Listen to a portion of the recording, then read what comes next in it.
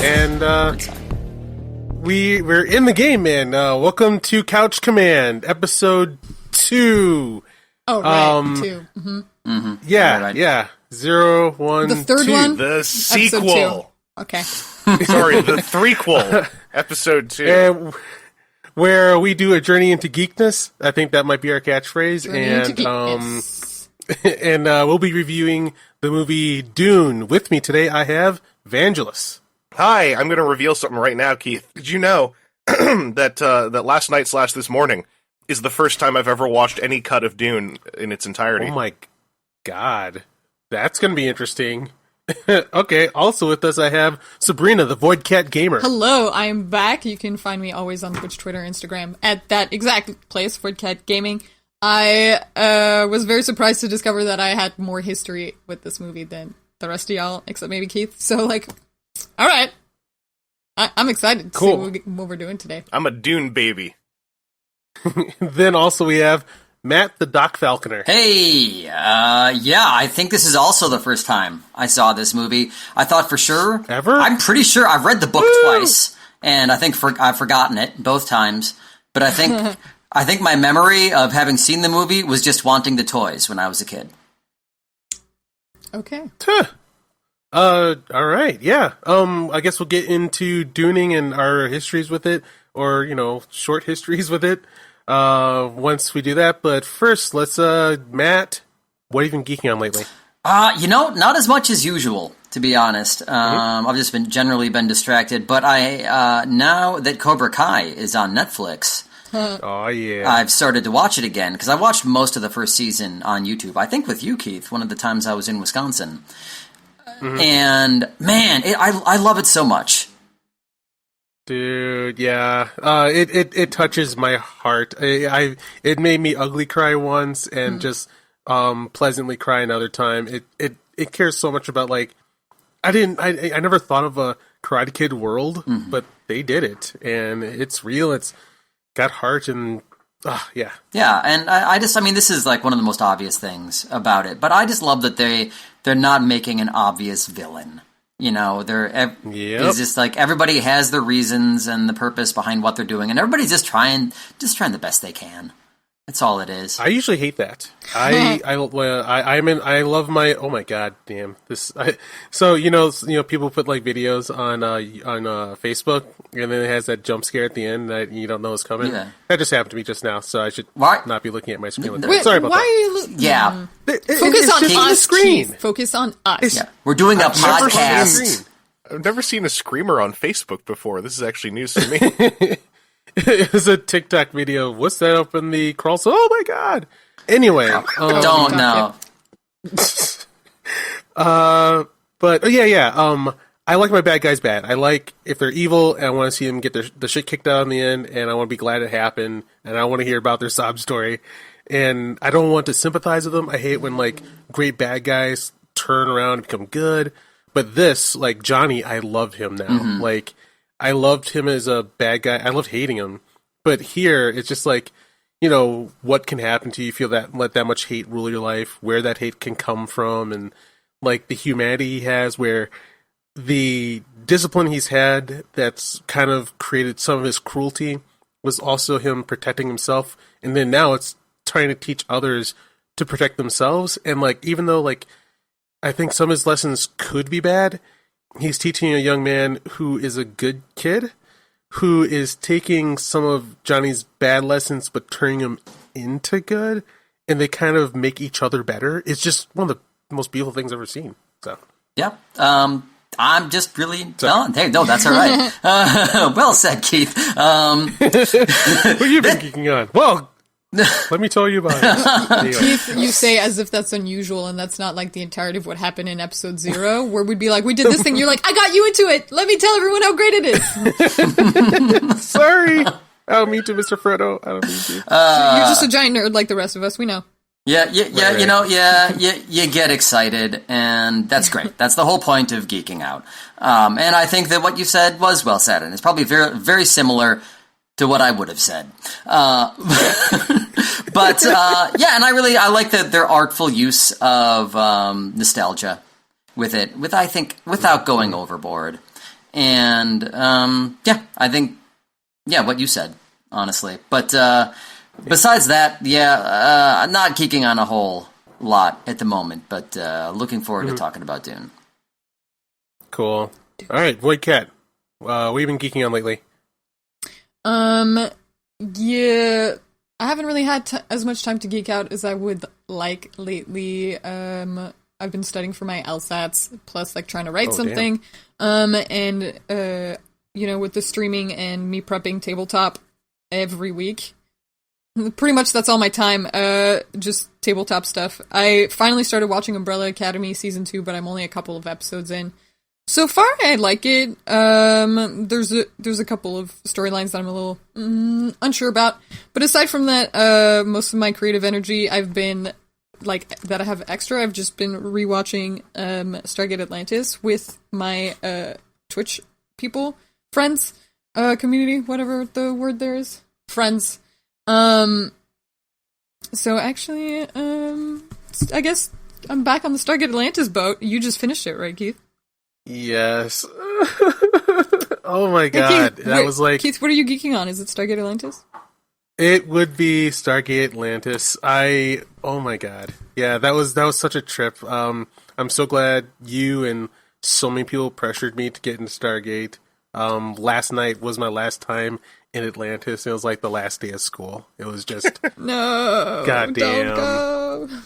Yeah, like it was like it's such an abrupt season finale too.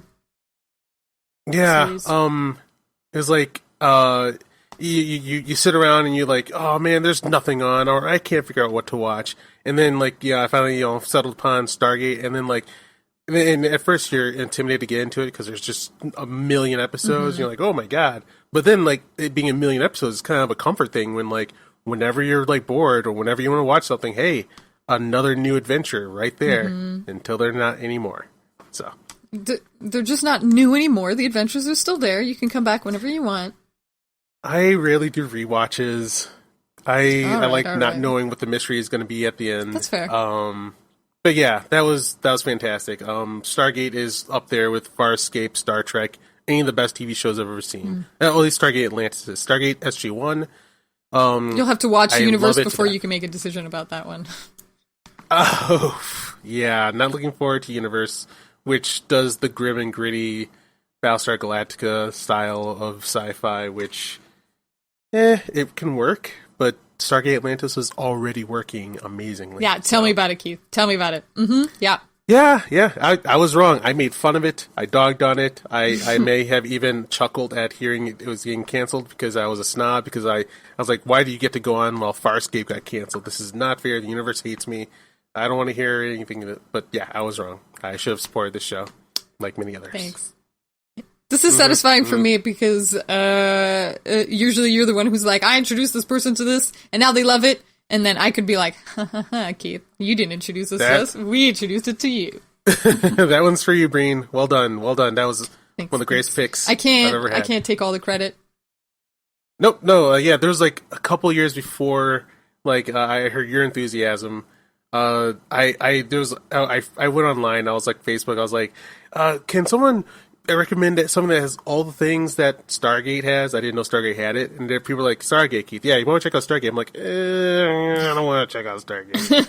But, yep, that was a good pick. Sometimes the people on the internet know what they're talking about. Sometimes. Yep, it's a good call. Take everything with a grain of salt, though. What else are you thinking about? One of the other things I wanted to geek about was my final trip through the No Retreat, No Surrender saga that I found out fully existed this year. Yeah, so back in the 80s, Karate Kid happened, then knockoffs happened, and there was No Retreat, No Surrender, the first one, which was a kid fights Jean-Claude Van Damme, who's his bully. Wow. And it was Jean-Claude Van Damme's first movie. And but to train to fight Jean-Claude Van Damme, the ghost of Bruce Lee appeared to him in his new house that he just moved into. Wow. And it's happening. Yeah, so yeah, as you do. And this bizarre, crazy knockoff premise, because of Cobra Kai and me kind of remembering, oh shit, I used to love the genre of, cheesy martial art movies. I got into that, and then I noticed like, wow, the fights are amazing in this. What the hell? I forgot that Karate Kid has good martial arts. No Retreat, No Surrender has amazing martial arts, and it's because like it has like a lot of like a Hong Kong crew in the background that you don't know what's happening. And then then my friend Lee B. Golden of filmcombatsyndicate.com, he's like, Keith, check out these movies. And then I found out like all these other movies were also called No Retreat, No Surrender. Like they have their one name, but then there also really says No Retreat, No Surrender 2, 3, and 4. And the last one was The King of Kickboxers, which has martial art classic star Billy Blanks in it. And I've seen that fight scenes. Oh my god, the fight scenes were amazing. Long time ago. Yeah. Great training sequences, and like doing one of the favorite things I love in like a finishing move in fighting where the good guy is, taking out all his aggression of life in the final 4 blows. And this is for this person you kill. Bam! This is for this person you hurt. Boom! And this is for taking my life away. And just one last roundhouse kick was send the guy spinning. And like the kid does the pose as the guy goes down. I was like, oh my god! And then I found out that it's also called No Retreat, No Surrender 4, Keith. You finished the journey. I'm like, oh my god! So I want that to have been the late title card, like right as the end credits. It's like, by the way, part 4. Yeah. So that is also what I've been geeking on. That I've been having some fun with my dorkiness. I think if it ever could get to them, there are probably some folks who worked on movies in the 90s who would be over the moon to hear you refer to it as the No Retreat, No Surrender saga. I don't doubt it. Like, they're all on YouTube.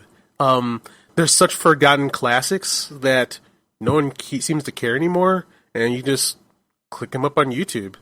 So I always feel like Billy Blanks is a dude who should have had. It's like he didn't get to have the Don the Dragon Wilson VHS career, and he probably should have had it. Yeah. Recently, by cosmic coincidence, as I finally got to Enya Saga, like I forget the star of the show, but Scott Adkins, he's a prominent martial art action guy lately. He's got a YouTube series where he's been just going to all of his heroes that inspired him to get into the game, and the star of King of Kickboxers.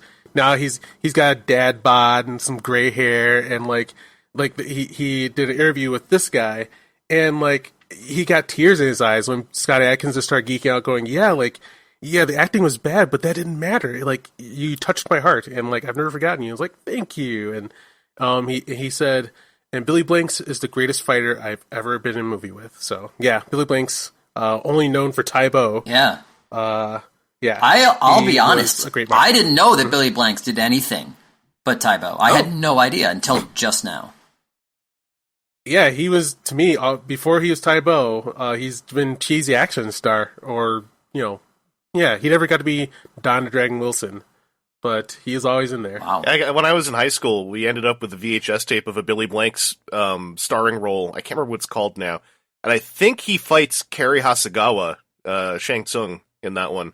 Ooh. And it's a really dumbass movie that's like trying to kind of be like Kickboxer 1, kind of. Mm-hmm.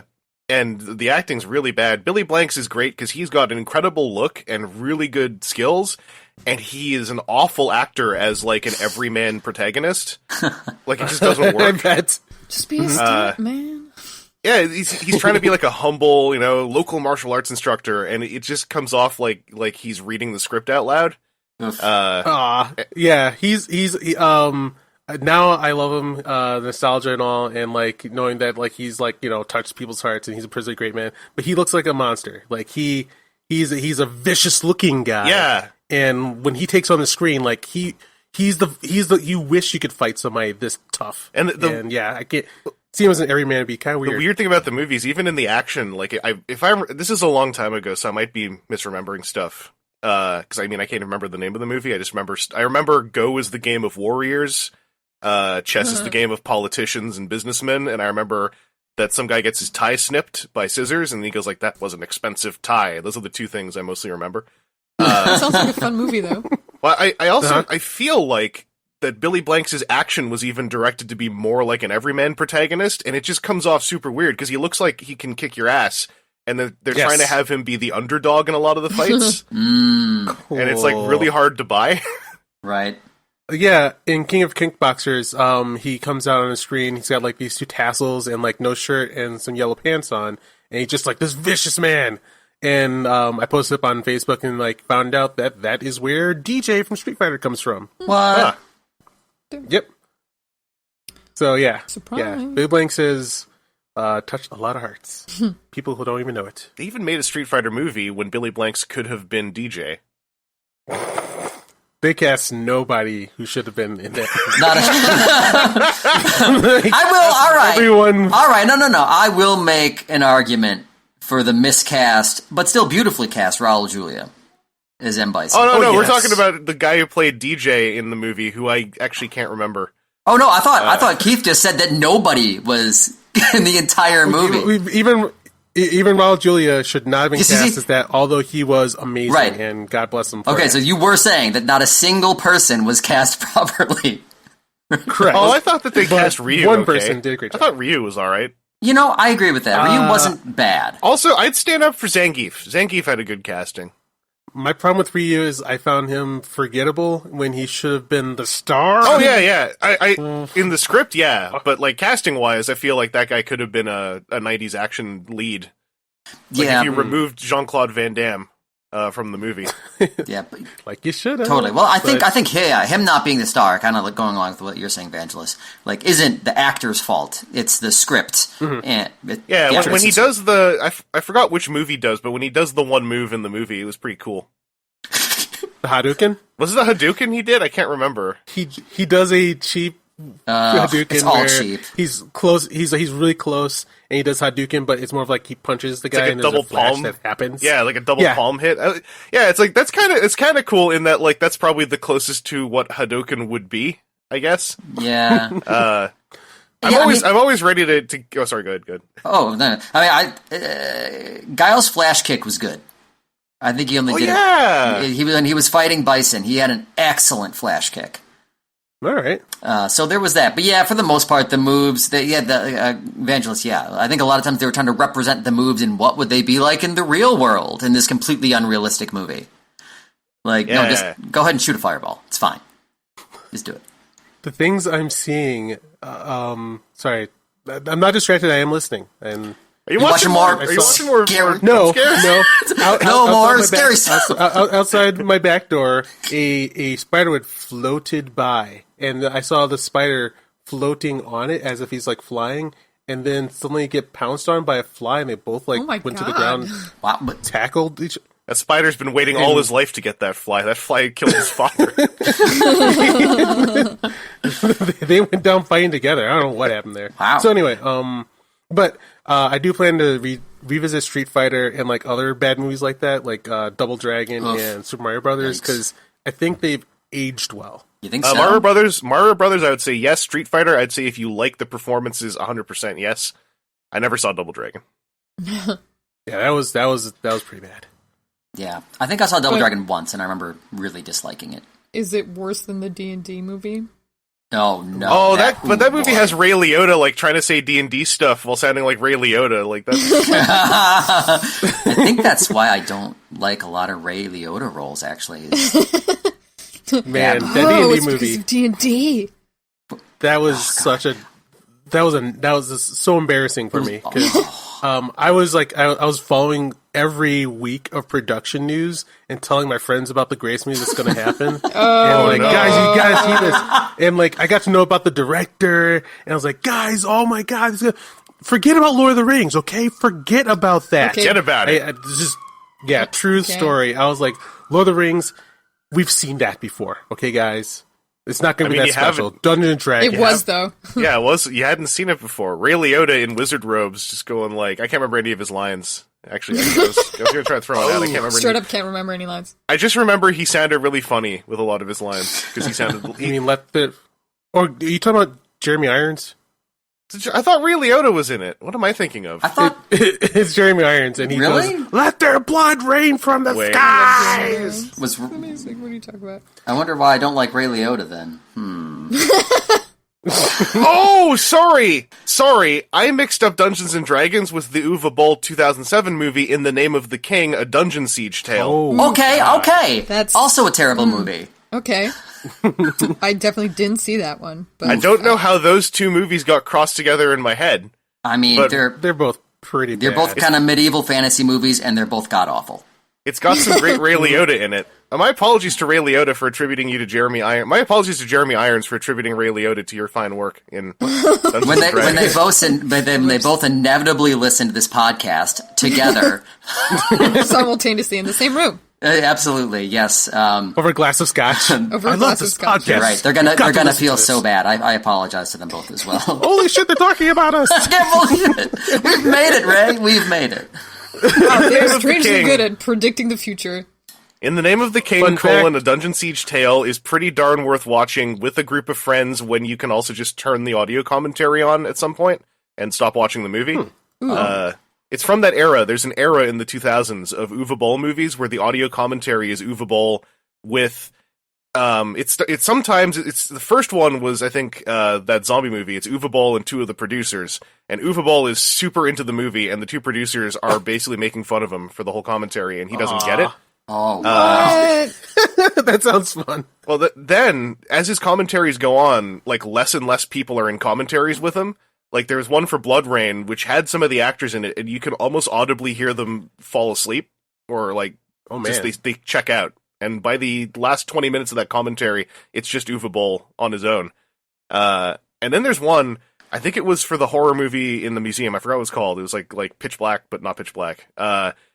It's Uwe Boll, and he spends most of the commentary talking about how mad he is about other movies that didn't go well, and occasionally you hear two dogs, and he's like, yeah, I was walking my dogs before the commentary, and so I just brought them in with me. What? Damn. And it's like, if Wow. you listen to all of them, they become this progressive Uwe Boll podcast from when he still had this notion that he was genuinely the good side of the story, that he was the director and everyone else didn't get it. It's fascinating. I like, there's movies of his where I didn't watch the movie. We just turned on the commentary and it was like a comedy. Wow. Sounds fascinating. That really is. I'm gonna check that out, probably. It's amazing. Just when you hear other people in commentary with him and how much they like just don't like him or don't care that he's there. And he's got no idea. He's really like, what was it? The one he did with Ben Kingsley. I forgot which movie that was.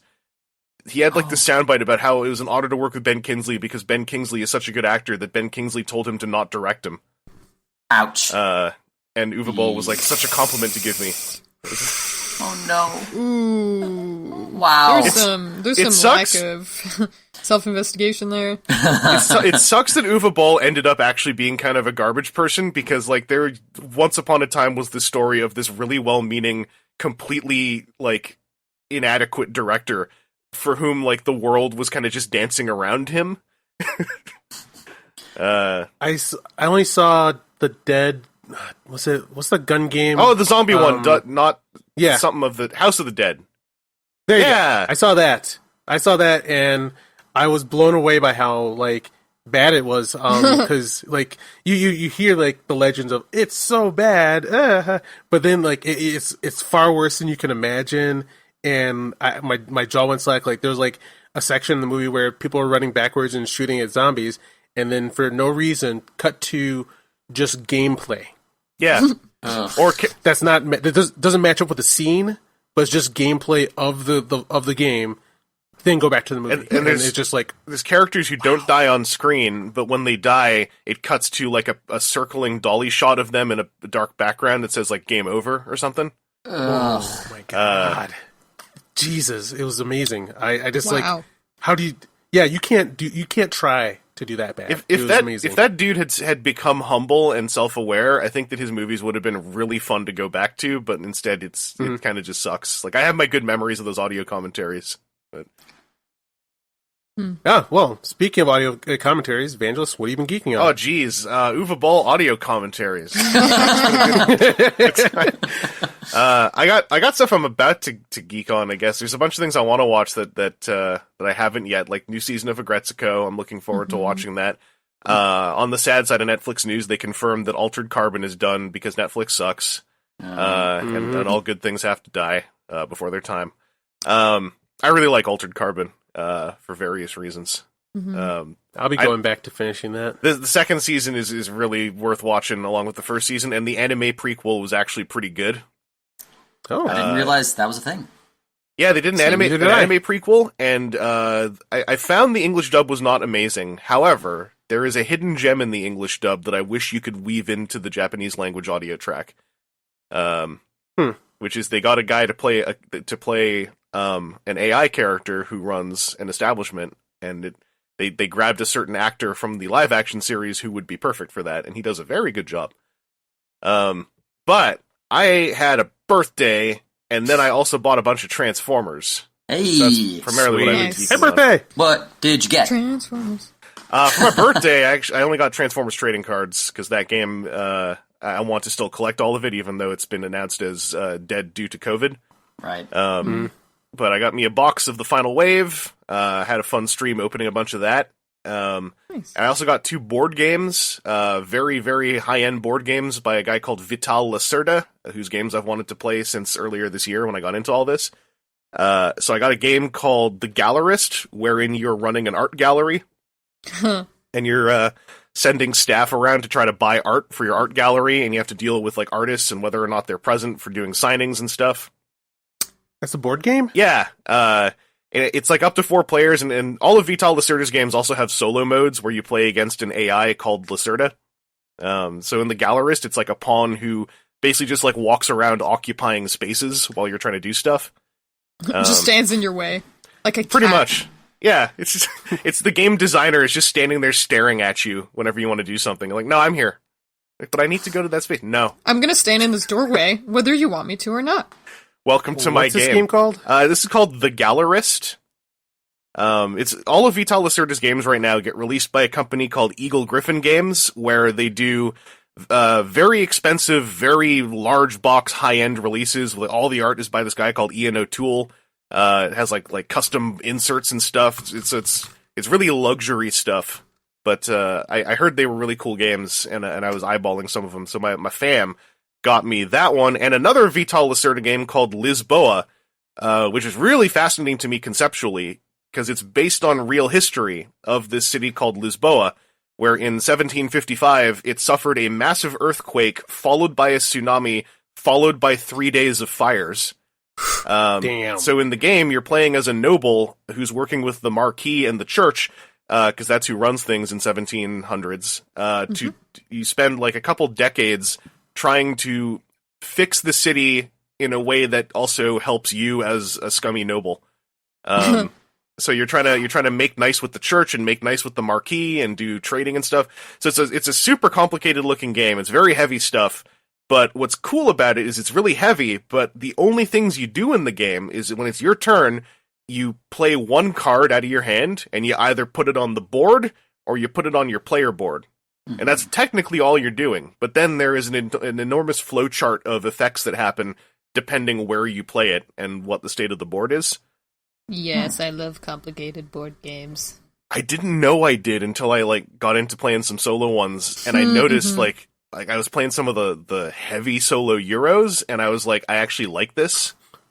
So then I looked at this Vital Lacerda stuff, and I was like, I think I wanna. And I also have an attraction to games that pull from real history that are not straight up like GMT war games. Oh yeah. Like there's another one. I think GMT actually was a collab with them, but there's 2 games which are based on the uprising in Budapest. And it's like 2 different games. One of them is you're the rebels as you're causing the uprising, and it kind of plays a little bit like Pandemic, where you're like running around the board and trying to hide and catch stuff. And then there's a follow-up game. It's called Days of Fire and Nights of Ire, I think are the 2 games. So one game is the uprising, and then the other game is more like a war game, where it is when the Russian army comes to step on the uprising. And that game is interesting in that the win condition for the rebels is not whether you win or lose. The rebels will be quelled, so their win condition is to get enough word out to the world of what's happening to turn the world against the fascists, basically. Yes, I love it. Holy Jesus. Okay, I'm looking at the Lisboa, and like what comes to my mind is like, like, where does that creative process start with that person? That's where they're you know what needs to happen? Because I'm sick of this game not existing. And art galleries or revolutions and complexity and someone. Yeah, I'm seeing someone's passion explode here, but wow, I don't even know how that starts. Like the Lisboa manual is like full of just straight up historical anecdotes as well, and like some of the rules in the game, like will have a footnote going like this rule works like this because in the history, this is what things were like. There's even Love it. There's like a little blurb where they're like the currency in the game is I believe it's called Reis, or in plural like Real or something like that. No, it's Real, and then in plural it's like Reis. And it tells you how to pronounce it, and that this was the 1700s currency in Portugal. Yep. This really cool stuff. I believe Vital Lacerda is Portuguese, if I recall correctly. So it was like a personal project for him.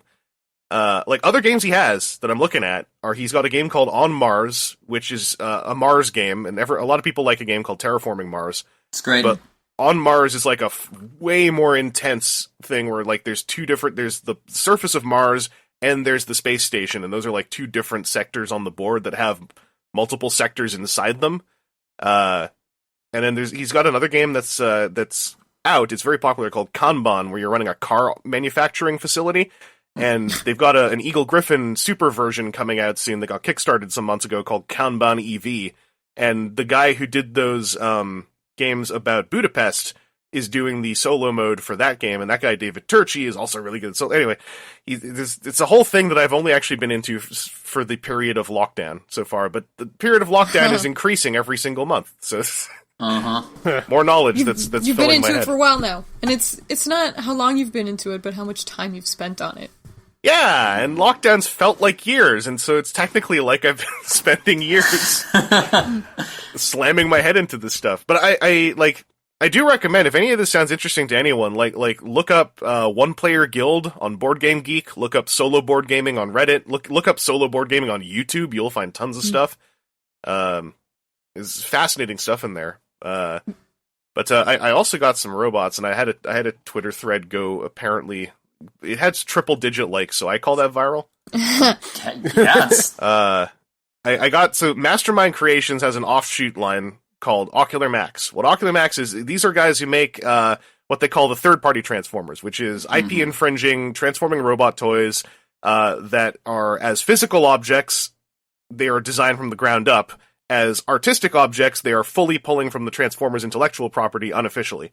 I go at length about that because I bristle a bit when they're put in the same space as knockoffs, because I feel that knockoffs that crib full-on physical engineering are a different thing, but that's just me and my nerdism about that. Illegal Transformers. But the Ocular Max is currently doing some Combaticons, which are 5 evil dudes who turn into the Combiner Bruticus. And right now, the lead name on a lot of the Ocular Max stuff is a guy called Alex Kubalski. Excuse me, I had pulled pork. I got that pulled pork throat. Let me take a sip of this pulled pork water. Meat juice. It's water. It's just water. You know what? Pulled pork has water in it. It's technically the same thing. True. So Alex Kubalski actually worked on Transformers. I know for a fact he worked on Transformers Animated, and it's weird. He's actually done an interview about his work outside of Transformers and on Transformers. It's not common to actually be able to ascribe names like that to stuff on the unofficial level. So he's spearheading, I believe that's the right term. He's not the only one working on it. There's also like Griffith in engineering. There's other folks working on this, but Alex K brings a certain sensibility of transformation that I like, which is like what I call flow. Ocular Max put out a G1RC, which I think is still my favorite transforming toy of the last 5 years. Whoa. In that it pulls off the impossibility of the G1RC car mode and robot mode in a way that actually is kind of fun to transform and looks good in both modes. And RC is like fig arts posable in robot mode. Damn, I see it. Yeah, I'm looking at this now too. Yeah, she's got flow. As a cartoon, I remember just thinking, that's never going to happen. She's what I would call a bad transforming robot design from the 80s. And it's amazing that like there's a fun toy of it that exists. Like there are toys that exist of it, and they're almost always compromised horrifically to achieve being like a curvy robot woman with no car parts who has a car that gets eaten by her entire backpack, basically. Yep, it's backpack former. Like there's actually been a push this year, many years it happens, but this year especially there was a push on social media for a couple days of like, let's all just come up with better RC designs where like she has mass, for instance. Or where, like, her feet aren't smaller than her head, because that always seems to happen. So toys of RC often are impossible to stand up, because it's like this lithe, tiny robot woman with a huge backpack. Like, it's unpleasant to work with on a physical space.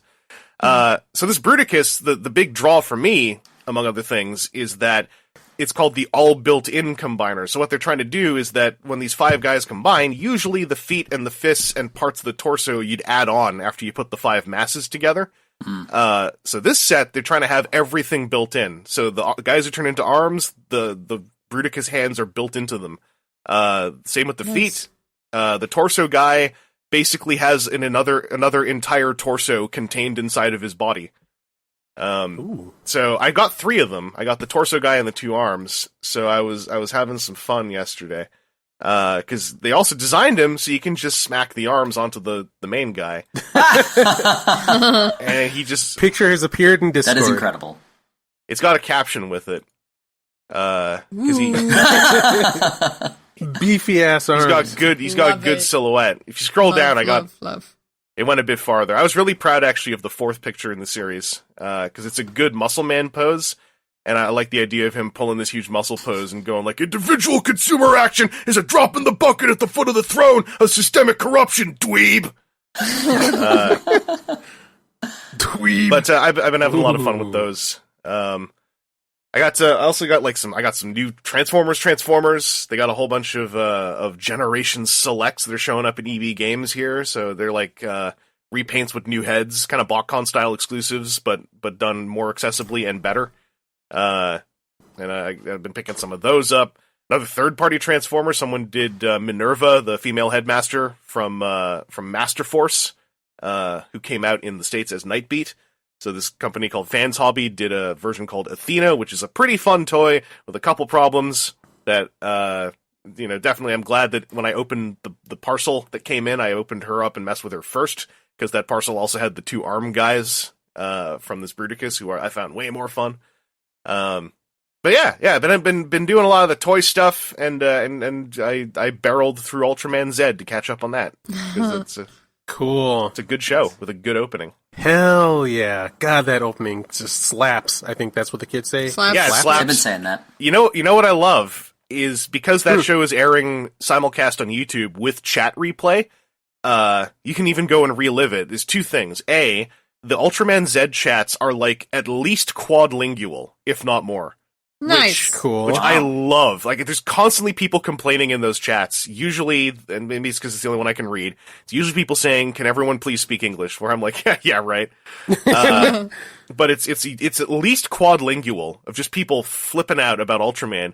And then whenever you get to the start of the OP, in at least the 2 languages I can read, when they hit the right part, there's a whole bunch of people, and I've done it, where they just go, Zed!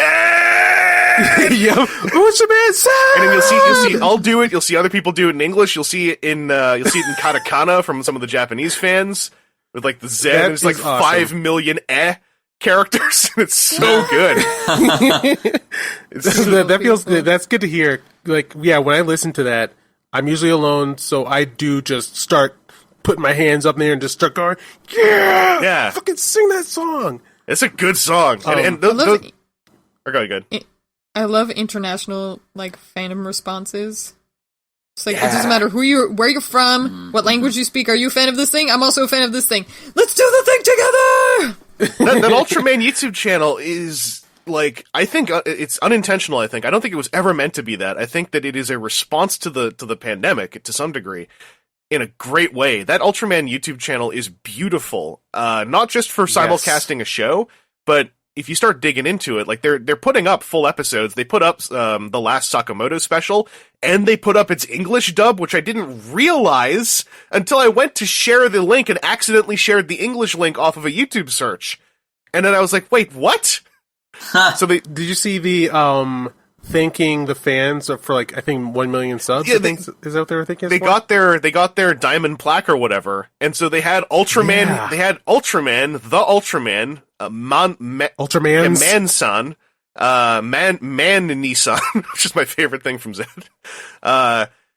He's in the land of light, and then the plaque floats down. He's got his cape on and everything, and he takes the plaque. And he's like, "Hey, everyone, thanks so much." And then all of the Ultramen in like tons of different languages individually thank all their viewers in different languages. It was so heartfelt and beautiful, like right down to Ultraman all Reboot, these, like classic, like Reboot thanking the Malaysian fans in Malaysian, I believe. It's beautiful.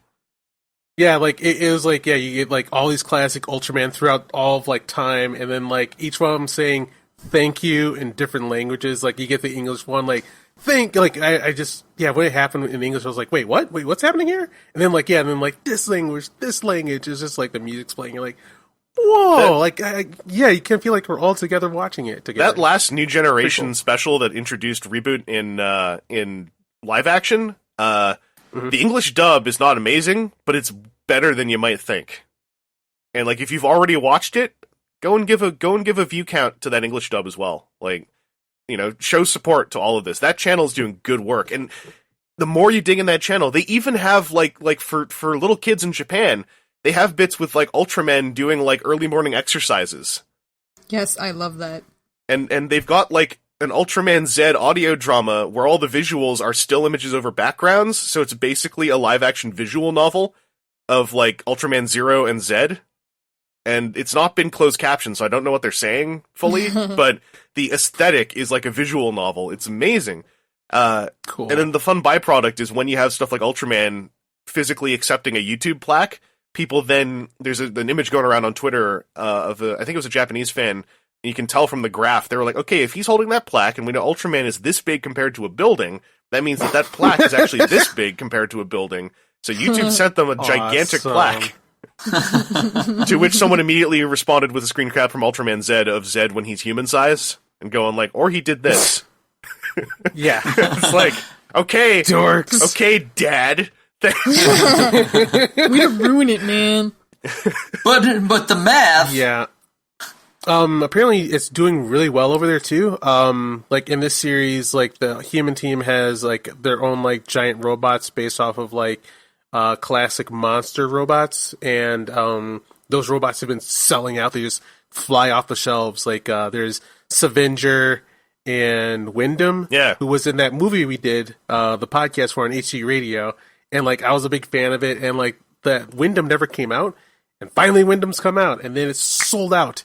But as of last week, my buddy Danny in Japan, he's been like hunting Japanese toy stores for me, and he's like, Keith, I got him. And he like took a picture of like just a few on the rack, and I'm getting my Savenger and Wyndham. So I'm part of the crowd going like, Figart's, Savenger, and Wyndham when?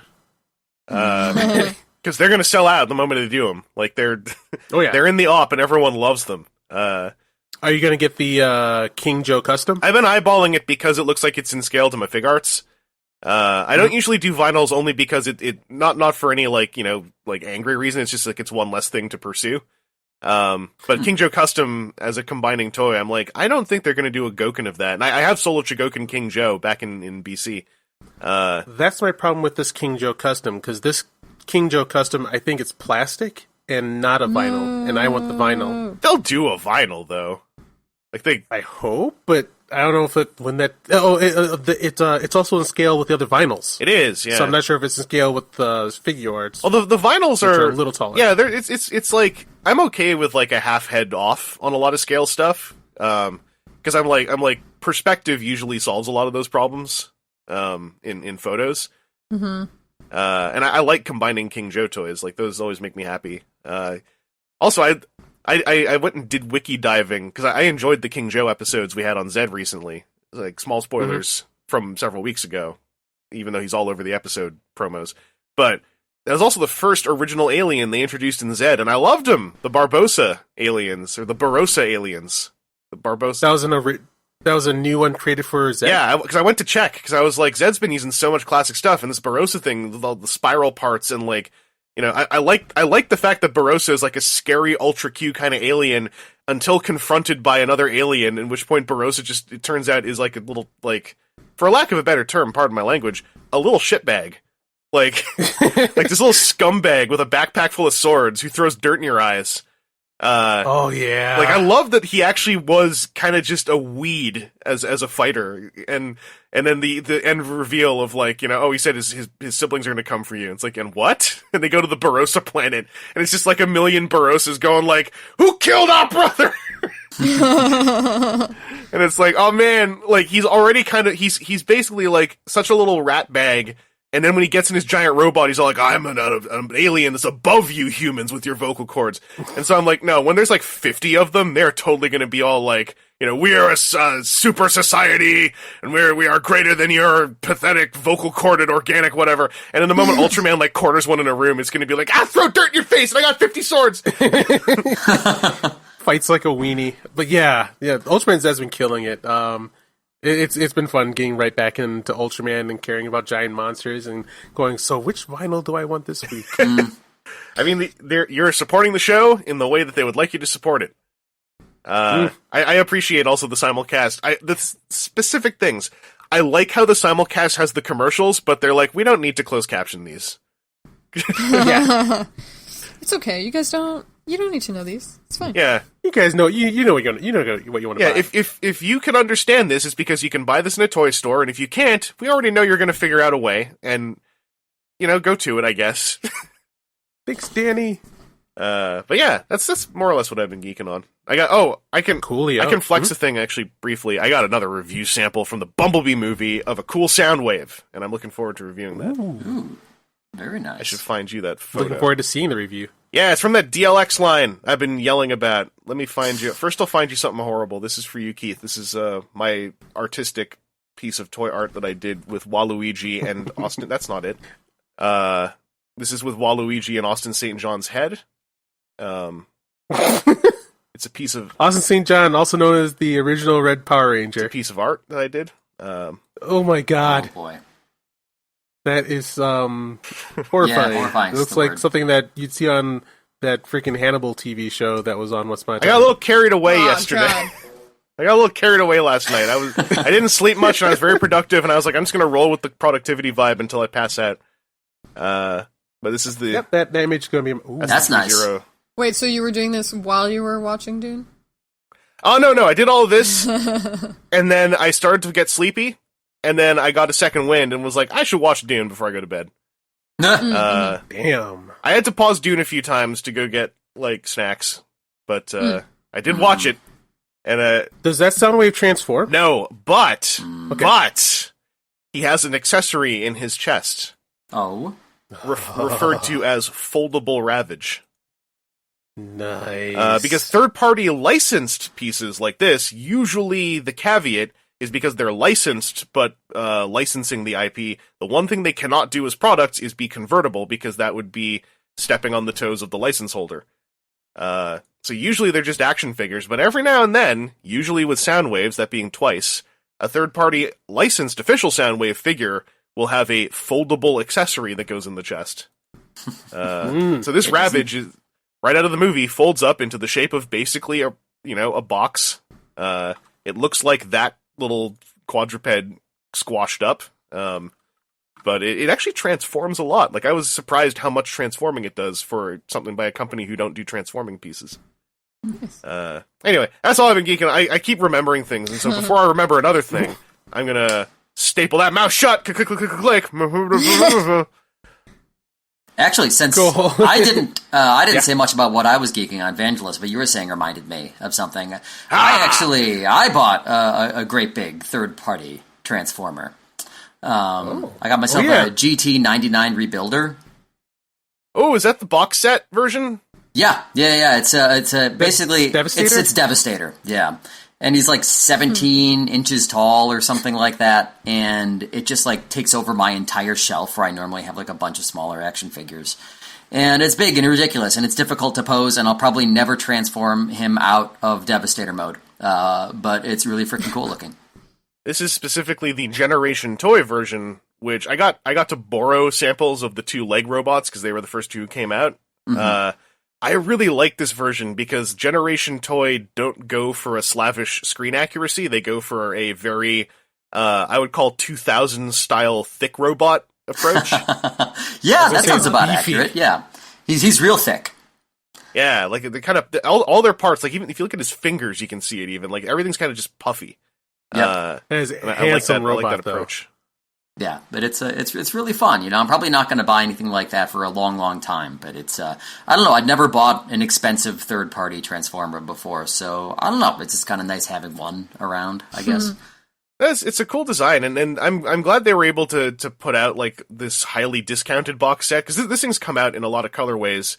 This thing also, I think its steel molds got stolen or something because it's also been knocked off by like 15 different nameless companies. Oh wow! So I was glad they were able to throw this one out there because, as you can see, like it's 6 robots that at the time would be sold for about $100 each, and they're selling this box set for $375. It is like the 3rd or 4th version, so it's not like a massive loss, I'm guessing. But nope, and that's exactly why I was able to get it. Is because I actually found it down to like $270. And, oh, nice! Yeah, and I was like, damn, dude. Did it come with a gaming mouse pad? You know, there were 2 versions. One that came with the mouse pad and one that didn't. And the one that came with the mouse pad was inexplicably $100 more expensive. That's a good mouse pad! Holy Did you want to pay $100 for a mouse pad? For a hell of a mouse pad. And I got the mouse pad anyway. Oh, I really won out. Holy crap! I want a picture of. Are you using it on your desk? No, I'm not. It's packed away right now. I'm using my RGB SteelSeries mouse pad because I'm so. It's not a mouse pad you'd even want. It really, I really didn't want the mouse pad, but I have it now. You can't use it because it would be unfair to everyone else in online gaming if you use that mouse pad because you'd just be crushing them. It's because of the $100 mouse pad. Yeah, absolutely. My skills would become unfair. And yeah, nobody want to play with me anymore. Otherworldly, yeah. So I keep it stored away in a safe place where it's in a lockbox with you need 2 different people's fingerprints and a third person's optic scan to be able to open that. Because that's only if the aliens come and like the world's burning and it's like it turns out gaming is the only way to save the world and you're like, all right, yeah, we got to end the bunker. Yeah, we got to get the Generation Toy GT99 reissue. I thought those were destroyed. It's the only way. It's the last mouse pad ever. Yeah, I'm saving it for that. Yeah, I did the same. Save the world. Save the mouse pad. Then heroes. If we're doing Transformers, I do have to say thank you to Matt. Life has been tough, and Matt sent me a Transformer I've always wanted since I was a kid. He sent me Transformers. Was it War of the Primes or something? I think it's Generations. Is it Generations Swoop? That's the only Dinobot I've ever wanted, and thank you. Is that the one that can turn into a limb? Yeah, that's right. Yeah, that series. A limb? That series of Dinobots is a Gestalt. Yeah, they did a combiner set. Of course. They turn into the 6th Dinobot called Volcanicus, which is a pretty baller name. It is. But yeah, this was since like the cartoon came on. I wondered why they didn't combine. Now they do. Now they do. They were like, you know what? We wondered too. Here you go. But yeah, man, you're very welcome. Like I said, like not to decrease the value of the gift. I don't want to do that. But it's garbage. It's garbage I found on my porch. And I said, you know who likes garbage? It's Keith. I'm sending it to him. Especially if it's garbage in the shape of Swoop. Yeah. I wish I found more garbage in the shape of Swoop. Don't we all? Well, what a world. I ended up with 2 somehow. Well, I pre-ordered one at Midtown Comics. And then I pre-ordered another one, and I thought one of them wasn't going to go through or didn't go through. Then it turned out they both went through, and so then I ended up with 2, and I was holding on to one, waiting for it to appreciate. And I was like, you know what, Keith is having a hard time. That sucks. And he pointed out this Swoop one time when I was like showing him my room, so I was like, I'm going to send him Swoop. So, nice. God bless you, man. Much appreciated. And good memory at that. Yeah, it's weird. That's My memory usually sucks. That swoop is of that team in the Transformers TCG. Combiner Swoop was my favorite of the Combiner Dinobot cards. Right on. Is this also where can I do the thing where I can, like, even though I didn't take credit for you guys being into Transformers, can I take credit for you guys being into Transformers? What we're geeking on? Yeah, absolutely. That's cool. and you've definitely influenced me a lot through the years for toy buying, and also buying way more mangoes than I ever would have. Mangoes are good in my life. Mangoes are good though. You get credit for making Keith eat mangoes? Nice. Well done. Because Banjos has a toy review channel on YouTube, and for April Fool's Day once, he did a review of a mango, and he just used this knife to just glide through it and cut it, and it looked like the most delicious thing ever. It is the most delicious thing ever. What do you mean? It certainly is. And yeah, now after that video, I just like, all right, kickstarting the mango fandom. Buy some more mangoes. Nice. A good year. Got the mango fandom going. Yep. This is something good. Came out. Hey Keith, can I get you to watch Transformers Cyberverse now? It's all on YouTube officially. It's 3 seasons. The episodes are 10 minutes long, and they feel longer in a good way. Is it better than the Netflix? It is so much better than the Netflix show. Oh man, I did a podcast about that. Good. And I didn't hate the Netflix show, but everything the Netflix show tried to do, Cyberverse, I think, did better in less time while looking like it's for much younger audiences, and it is. Yet it was more mature about some of those themes in a lot of ways. Right. Oh God. Then I shall be checking out this Cyberverse. It's the worst part of Cyberverse is the opening chunk of episodes, only because they're a little boring, but I can promise you it only gets better as you go. And also, even if they're boring, they're 10 minutes long, and by the time you realize they're kind of boring, they're also over. Yeah. All right. I've been wanting to actually enjoy some. I don't want to dunk on that series because, like, I think like one of the guys on my Facebook who did it, and like they did care. Yeah. They did put their hearts into it, and I don't want to like shit on like their hard as they. It's a well-intentioned well-intentioned show that is really immature about what it's trying to do in a way that like isn't like toxically immature. It's just like okay, what's 90s grimdark comic. We're gonna do something that's real and adult, and like, okay, how's it real and adult? Well, there's gonna be consequences for actions, and when you shoot someone, they die, and it's kind of like, all right, maybe.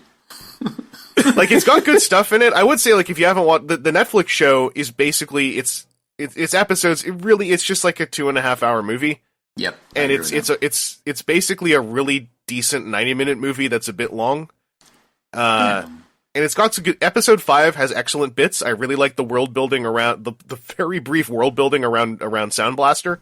Was really cool. Yes, I like Sound Blaster. That was cool. Yeah, everyone I talked to, even who hates the show, is like, no, Sound Blaster was cool. And I'm like, yeah, like we all wished that had been the theme of the show rather than like what the theme of the show was. He's a recolored the same. He's a recolored Soundwave that like is a king of like some wasteland Transformers. So he is. It's even better than that. He's a failed clone of Soundwave who really hates it when you say he looks like Soundwave, and he basically runs an Energon black market. And he's how I like a crazy character to be done, which is he doesn't scream and he doesn't have like a terrifying voice. He's a very calm person.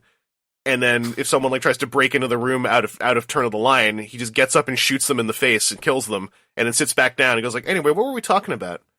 Jesus. Yeah. It's like, he was a Bumblebee. brief flash of like, whoa, wait. Bumblebee, it's so good to see you again. We had such a good dealing last time. Wait, someone's trying to break in. Kills him. Okay, so what can I do for you today, Bumblebee? Or like there's a bit when he's got his own laser beak, but it's buzzsaw, and people are like, oh no, what's that? And he just walks and he's like, you didn't think Soundwave's the only one who can do, you didn't think I couldn't do anything Soundwave can do, but better, right? Like that kind of character, I love that stuff, where it's like, now, in a worse show, this guy would be like, I am crazy! But in this one, he's just, like, really calm, and it makes him 100 times scarier. Yeah. So is Cyberverse as good as Sound Blaster? Yeah, Sound Blaster, and they also gave him the Merc symbol, which a symbol that debuted in the TCG, which puts a little tear in my eye. Oh, how about that? Yeah, I enjoyed it overall. I watched the whole thing. I mean, I don't know what's going on with like a lot of the direction of some of the voice acting with like all the characters. It sounded very stilted. Like they're forcing out every word. Serious. That was my characters. big problem with it. It's like, because I've seen people go off on the actors, and I'm like, some of those actors literally are in Cyberverse playing the same characters and better. Yep. And It's not them. They were directed that way. That's how it goes. That's how they wanted to do it. Mm-hmm. They're professionals, and that's how they wanted it to sound. The whole project. It's not just them. I've seen people go like, "Oh, this would have been better with Cullen and Welker," and I'm like, no. And also, Megatron was a highlight because they didn't direct him that way. They let Jason Marnocha just be himself, which is a good Megatron. He was like the highlight of the Machinima trilogy. And I've also seen people go like, "Well, it's because they're non-union actors," and I'm like, there's a lot of critique. Pardon? There's a lot of critique to drop on how the avoidance of the union is it's being done on a top level in a kind of scummy way to avoid paying people more of what they're worth. But do not attribute that to the acting performance. That is wildly unfair. That's absurd. Yeah, ridiculous. Also, man, I'm terribly blanking. The guy that did Starscream's voice. Yeah, Frank Totoro. I know him. Frank Totoro. He's so nice. He's an excellent. Him and Marnocha were the two highlights of the Machinima series, and I'm like, for all my critiques, at least this is a competently produced piece of animation. Yeah. So they finally can be in something that's not wholly embarrassing to show to people. Yeah. Like, yeah. I love his Starscream so much. he needs to be in more stuff. Like Totoro should be the go-to Starscream actor. I'm for a lot of shocked productions that he's not, honestly. My comedy group, The Armory, actually had a Q&A with him. He just got on a Zoom meeting with us and talked to us. Nice. Yeah. Congratulations. Well, and he was just like, he was just super giving and really kind, and just seems like a really great guy, and just loved his performance as Starscream. Yeah, Starscream is a highlight of that show too. It's like the lowlights of the show are really like they're loud, but it's like the good bits are percentage wise probably the minority, but they're fun good bits. Like it's worth watching once. Oh yeah. It's just like some of the stuff's really silly, like how anyone who's a Decepticon who becomes a non-Decepticon later, like their voice direction even changes. From like two characters start off as Decepticons and they talk like this and talk about decimation, and then when they start to become good, they go like, "Hey, I think that we should probably stand up for what's good," and like you can hear their voice get a bit deeper, and I'm like, "What's going on?" All right. Are you talking about Impactor? Like, what we need you to do is when you're evil, you got to sound evil, make evil sounds, and then when you're good, make the good sounds. It like undermines Maniac. It undermines the actual character arc when like a character. Like the character arcs are fine, but then I'm like, but you had that character say stuff like decimate them till none are left standing, and like it's hard to flip that coin over to like now this character is repentant about the cause they were a part of, and I'm like, okay, cool, but you were saying words that are inherently really awful to say. Yeah. Yep. Are you talking about Impactor? Yeah, I'm talking about Impactor. Yeah. Okay, just making sure. And yeah, like Impactor, he's got like a spike for a hand, and all the things I've ever seen him in, he's like, he loves killing. He loves it to death. And then Loves it to yeah, him turning into a good guy seemed It's fast. really weird because like his character is always in the comic books in every universe he's been in. He's an Autobot technically, but he's way more of a mercenary or an unstable character, and like him being a former Decepticon suits that caricature. But like for him to be a former Decepticon who also says 80s cartoon villain stuff and then has that change is like really difficult to digest. Mm-hmm. But Cyberverse is excellent. I really recommend Cyberverse. Done and done. All right, we should close up our geeking. We've gone for an hour. Okay. And we ready to hit the man, I'm fucking up my Dune terms. Well, anyway, we're you guys ready to fold to Ix and then Keith started screwing take us us to terms, and then we're gonna go to Arrakis. This is embarrassing. We were going to go into the next part of the podcast. All right. Well, anyway, thank you guys for joining for the geeking, and we'll see you guys on the other side once we go to the only place in the universe where you can find the spice, a planet called Arrakis, but it's also known as Dunes are what sand are made of. Yikes. All right, I'm hanging up. On the other side later. Bye. Should we hit stop? Are we hitting stop on the recording? Okay.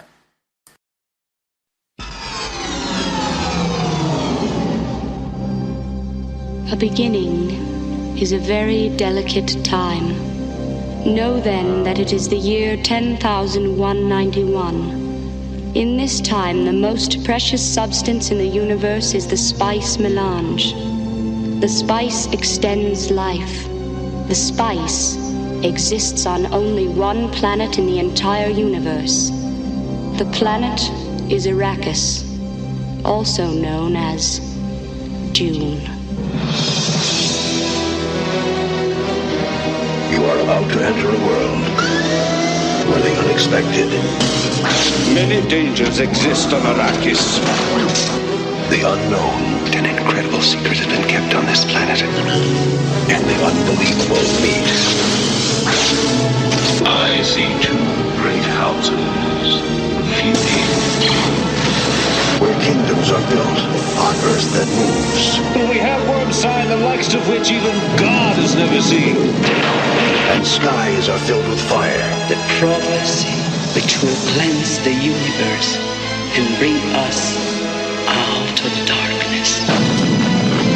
Where a young warrior is called upon to free his people.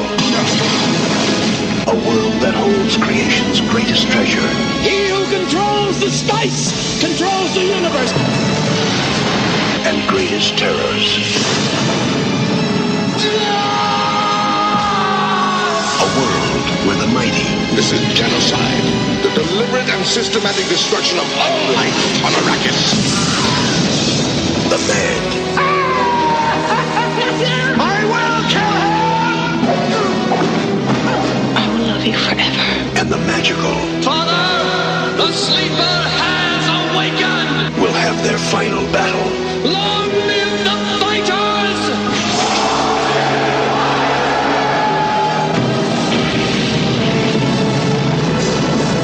Do not show the slightest pity or mercy. Emperor, we come for you! Dune, a spectacular journey through the wonders of space and the mysteries of time. From the boundaries of the incredible to the borders of the impossible. Now, Frank Herbert's widely read, talked about, and cherished masterpiece comes to the screen. Dino De Laurentiis presents Dune, a world beyond your experience, beyond your imagination.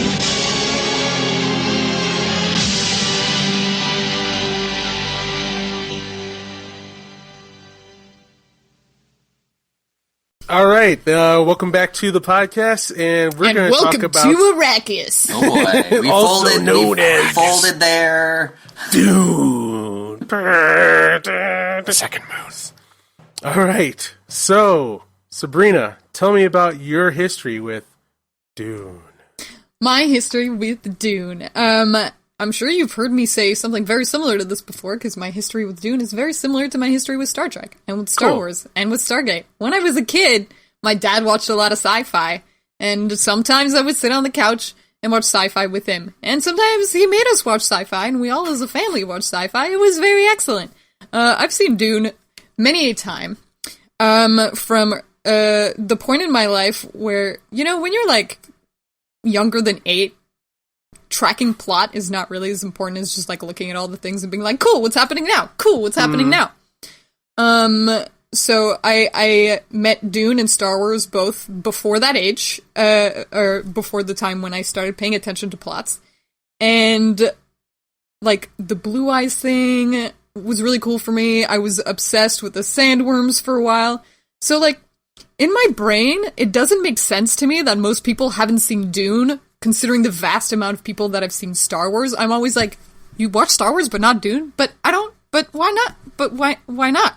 And as an adult, I understand that, Dune has a lot of issues with trying to pack as much as possible into that time frame. And as a kid, I was just like, oh, okay. But now, like, watching it as an adult, I'm like, trying to get this much all done in one movie was a bad idea, you guys. Why didn't you make a miniseries? But I love it, and I don't understand why it doesn't have, like, supreme ruling over, like, why is it a rare gem that most people haven't seen?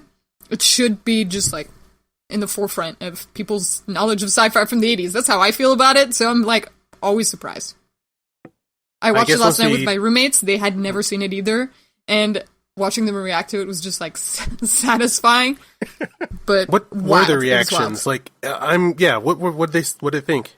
Definitely that. They were like, wait, what's going on now? I feel like we skipped a whole bit. There's a part that was very exemplary of this to me. The movies, most of the time, you know, they let you discover things slowly as the cast discovers it. This movie does not have time for that. So at some point, for example, right after Paul drinks the water, he's like, yep, I have to go find a big sandworm and make it my bitch now. And it's just like, there's no explanation beyond that. They never at any point spend time explaining why that might be the case. He's just like, I gotta go find a sandworm, and that's the next scene. They're like, alright, sandworm it is. You don't have time for the rest of this stuff. So they were really like, they were impressed by the sites. They were like, really? This is the 80s? How come we haven't seen this before? But also they were like, what the fuck is happening in this movie? This is insane, and this plot is ridiculous. So, I think they had fun. They were perplexed. Cool. Yeah, I think once we start digging into, like, the review part, I can see why this hasn't taken hold, because it's boring, I think. But I like boring sci-fi. Matt, what's your history with Dune? Well, kind of like I said in the first part, I thought that I'd seen this before, but the further I got into it, the more I realized that I recognized absolutely nothing from it. But I do very much remember the toys from when I was a kid, and I always thought they were very cool, especially the vehicles, like the ones with like the big wheels in front and the small wheels in the back. They're just so weird looking and so unusual, but I never got any for some reason. No idea. I think I never saw any. What's that? I never saw them. Did you see them at Toys R Us, or did your friends have them? Because, like, I did want some, and I just didn't think they existed. There was a privately owned toy store near where I lived near Albany, New York, where I was growing up, called Dwayne's Toyland. And for some reason, they had a bunch of Dune toys, and I'd always see them there.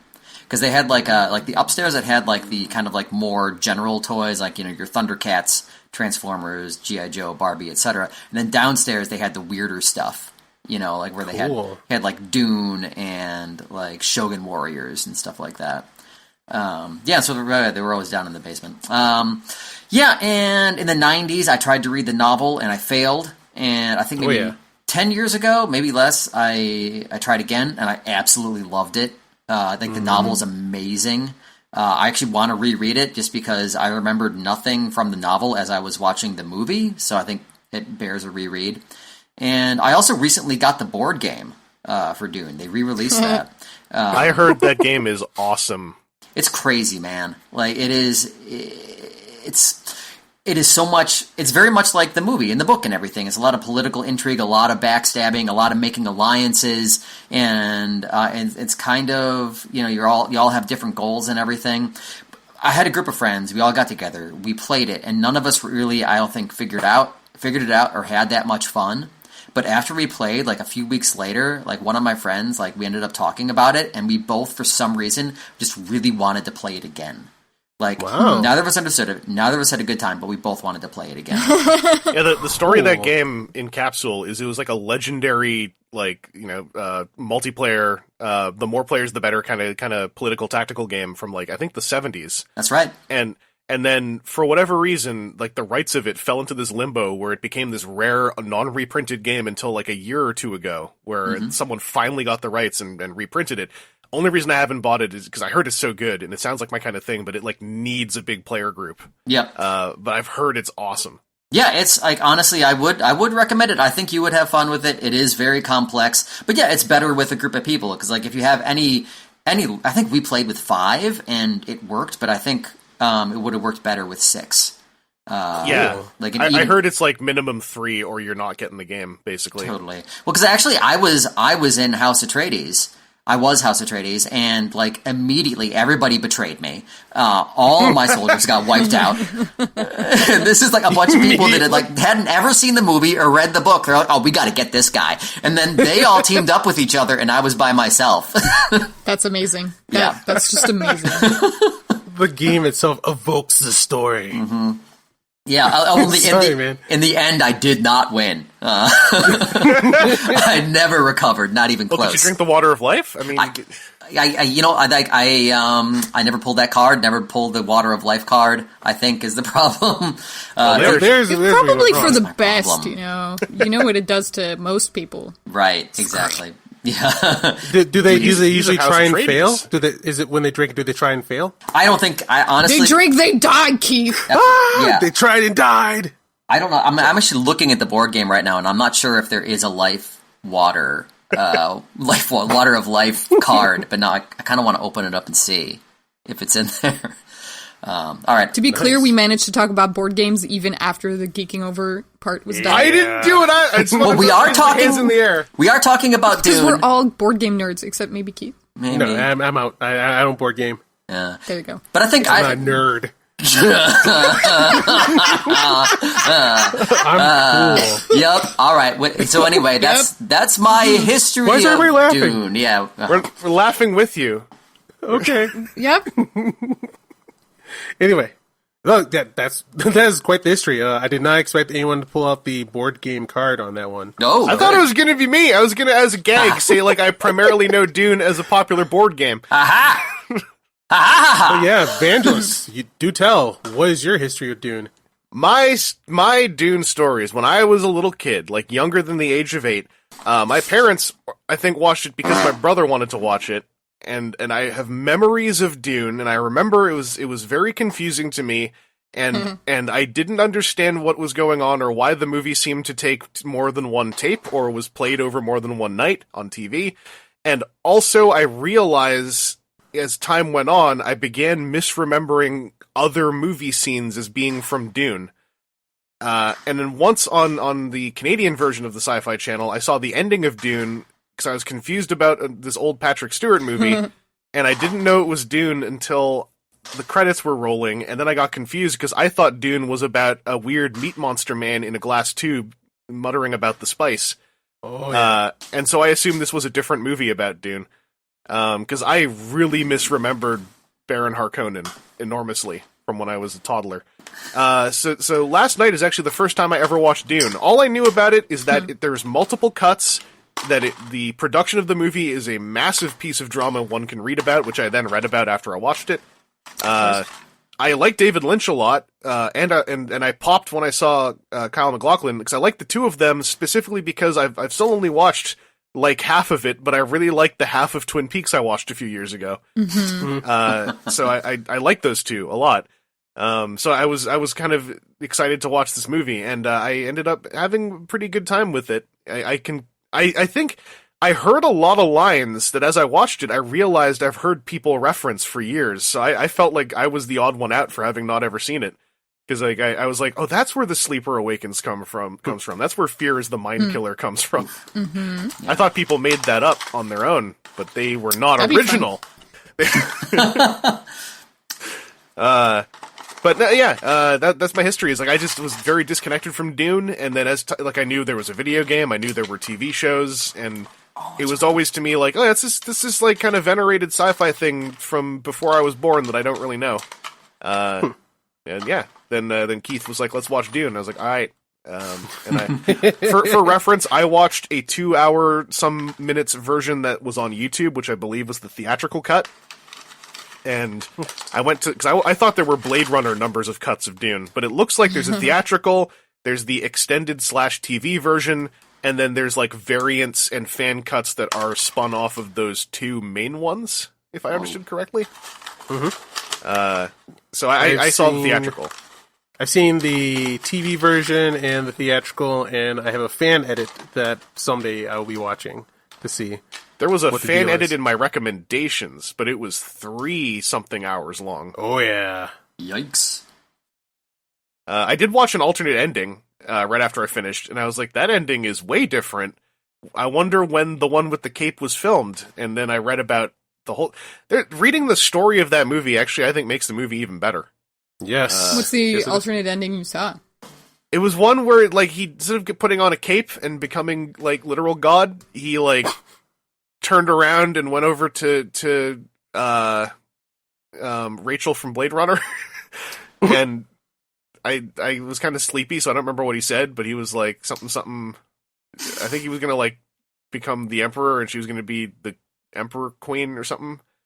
He just didn't have a cape on. He turned around and, like, walked over to her instead of, like, putting on a cape and having his sister stand next to him.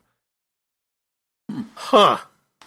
She becomes the concubine. The wife will be Irulan, and I have gone way too down. I am deep now in the Dune lore and fandom and all the memes. Like there's jokes about how much of a dick he is to Princess Irulan because he doesn't love her. He loves Chani. But I'll marry you, Irulan. Irulan does love him, and she rolls her eyes at him all the time. Anyway, there's lots of jokes. I read a wiki page about Paul, so I read his character history, and I was like, this goes places. Oh my god, yeah. Dude, yeah. So my history starts with, like, childhood. Of course, like, you know, I love Star Wars, and me and my friends all love Star Wars, so we're like, what else can we find? There's Space Raiders, and what's this Dune stuff? And then, like, we used to, like, pantomime what was on the screen and play it out while we watched movies and, like, pick our characters, and Dune was so hard to play. Like, there's not much action or knowing why the action's happening, and yeah, what you said, Sabrina, when you're younger and you're not, I guess I was reminded that how much I maybe wasn't following plot lines as much as I do now. And, like, it was a beautiful thing to have on the screen, which was, like, why we loved it. Like, the force field fight and just looking at it was just like, oh my god, I love that force field shield. Oh my Such god, a cool idea for 1984. Like, what a weird take. I thought it was going to be the lightsaber of the movie, but then it doesn't get used. And it's so weird. Yeah. And do you guys know, I don't know, like, the reason why they don't use the shields? Oh, there's a reason. I'm guessing they were expensive. No, like, the reason, like, a big problem, like, of the world is not explaining why it is how it is. Oh, I would say I got the impression that when his buddy, who looked like I was supposed to know who he was, Duncan Idaho. Duncan Idaho. Yeah, it's like the coolest guy in the universe. The Sodo cores or whatever seem to have, like, a spinning bullet that could drill through the force field. So what happens in the Dune universe is, like, the first thing that happened was they built machines, and then these machines turned into AI and turned the universe into a paradise until the humans started noticing, wait, holy shit, we're enslaved! Oh my god! And then, like, the AI was like, haha, we got you forever! And then there's this universe-wide revolt where they destroyed all machines and computers, and they're like, oh, holy shit, no one ever make a computer ever again. And that's why everything is how it is. Like, there's no, like, computers anywhere. Oh. The computers are these guys called Mentats, and they're human computers. So, like, that's why, like, this, like, one guy was, like, looked into something, you saw him flash in his face. Yeah. He was getting data that you can get simple data put through things, but it gets computed through people now. Oh. And that's why the world is so freaking odd. And then, like, the shields, there's, like, laser blasters that people barely use. Because, like, if you have laser blasters and, like, the shields are very common, if a laser blaster hits a shield, basically you have a nuclear explosion. What? So it's like, not worth it for anyone to take a shot at anyone with a laser. That's why people have knives now. And it's like two sides have two common things. Let's not use them too much because we don't want to blow up our entire city. So, yeah, the layout of Dune is crazy. And, like, I thought it was just the spinning bullets. They don't say it. And Patrick Stewart had this really, like, loud foreshadowing about how, like, hey, if you get really close, you can push a knife through. And that made me think he was the traitor, because I'm like, well, the slow blade. He set up how to die from a shield with a knife, but then no one killed each other with knives with shields. So then my history with Dune explodes at, of course, once again, you'll be hearing this every podcast, the destruction of Star Wars. Where, here we go. Yep. Here we go. Yeah. Great. I sit up, get my popcorn, sit down, like, now Disney, with all of your infinite money, serve me. Show me the height of science fiction. Yes. Oh my God, it's terrible. What happened? Why can't you just buy creativity? What's happening? And then I got a vision. Of like me on like this planet looking at a moon going molten lava and exploding. And that's what Star Wars was going, what happened? And like Luke Skywalker's next to me and he says, get out of here, kid. Go find out what you're missing. Hit the all fiction and search it. And you will find what is missing in the Star Wars. And I ran over to my shitty spaceship and punched the throttle and got away from the explosion. And one of the places was to the top of a mountain where a Chinese man named Xizian Lu taught me the ways of three-body problem. And he was like, three-body problems, there it is. I'm going to make a bingo card. All you had to do was like watch Rebels. Like that's all I did. That was amazing. That was amazing. But also, you had to go to where it started, and I went to Dune, and I found like the lore channels of Dune. I found the shitposting groups of Dune. I got all the audiobooks and just deep dove into like why the universe is the way it is, why the movie was the way it was, and there's like a Dune book club by Comic Book Girl 13. She's fantastic. She loves philosophy, and she guided me through all of the winding, twisting ways of like the Game of Thrones level of like philosophy and political maneuvering that's inside the books. That when you're like in the books, that shouldn't be a movie.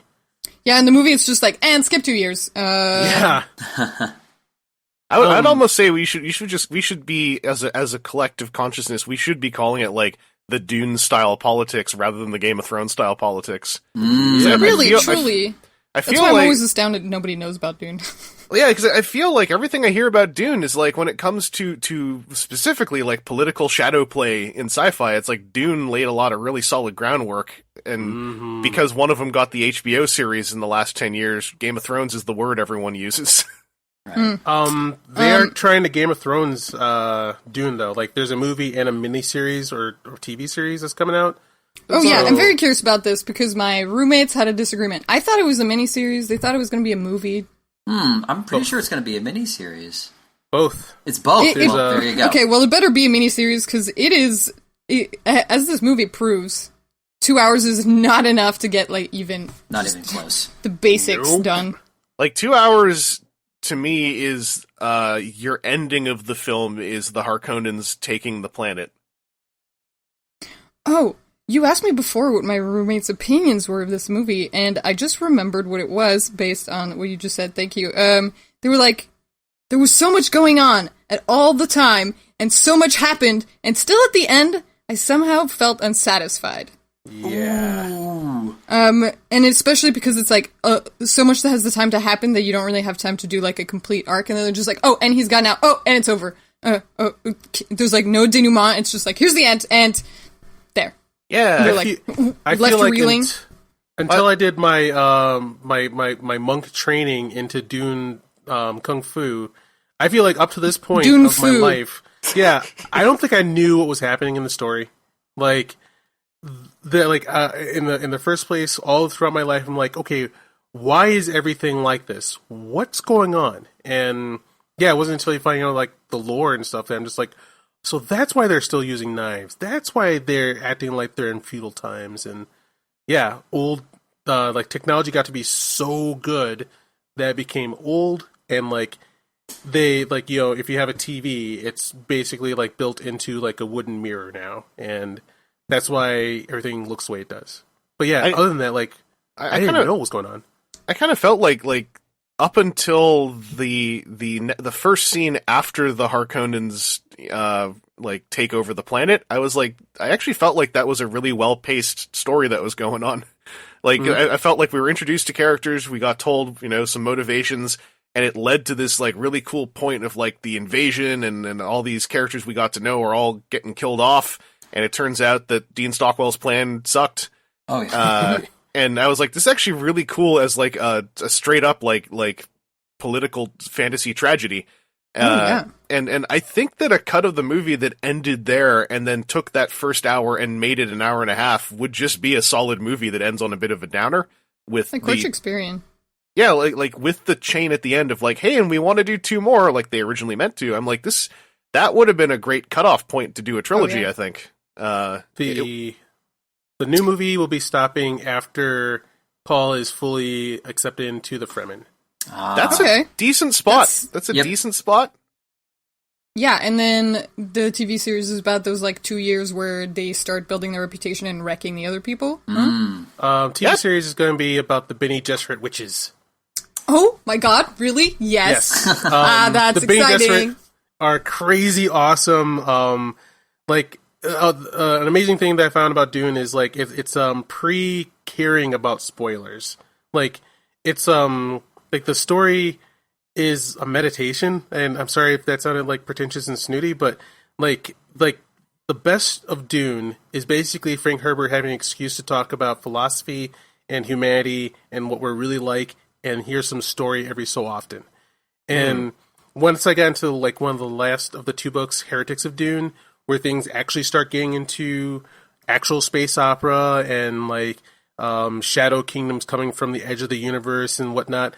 And when they started doing real, what I consider normal sci-fi, I started getting bored of it because I was like, okay, but the special thing that it had before.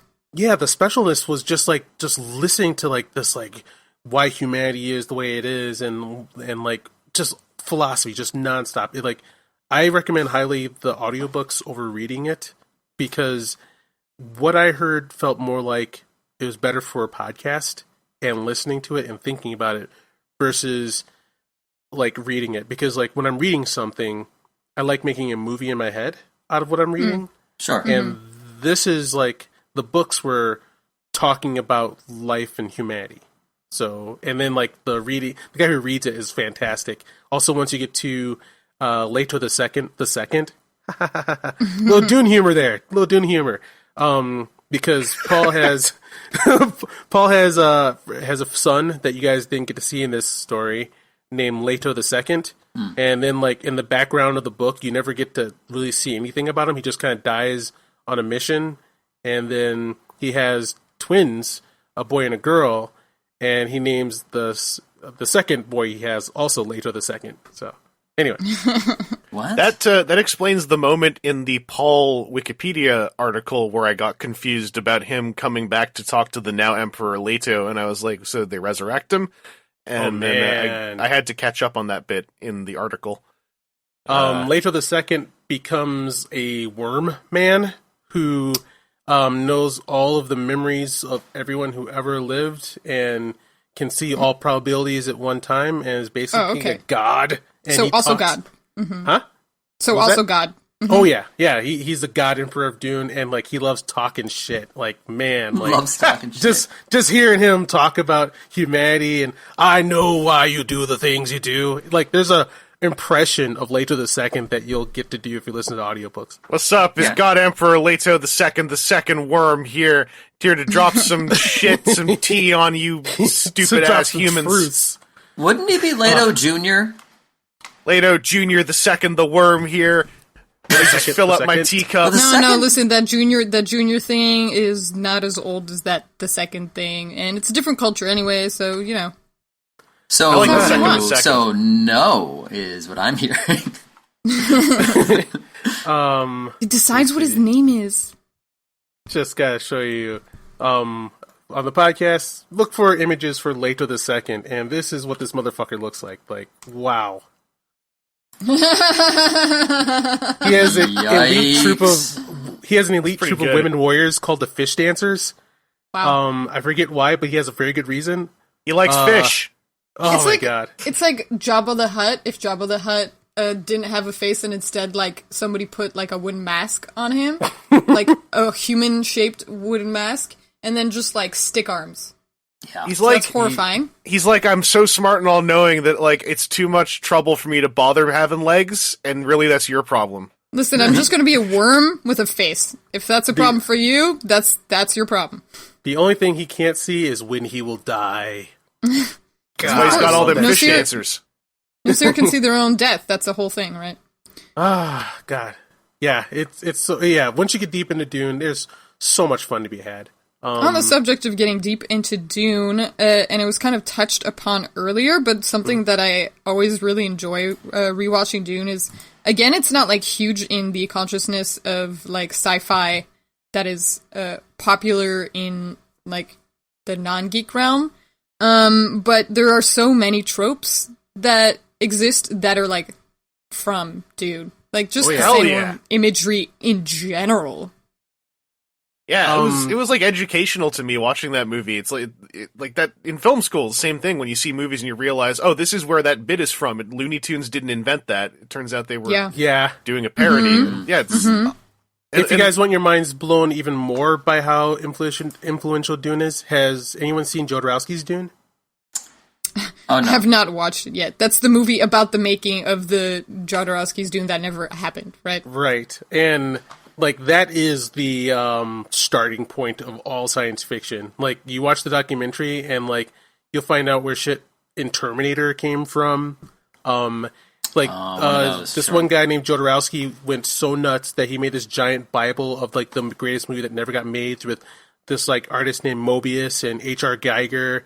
He asked this one guy who's an actual emperor to be in the movie, and this guy said, I will do it for $1 million. And then, like, Jodorowsky's like, well, what if I only have him in it for 30 seconds, and maybe I could cut down his price that way? It was a weird journey. And then, like, there's art pieces in there that still show up in movies today, like in Alien's Covenant.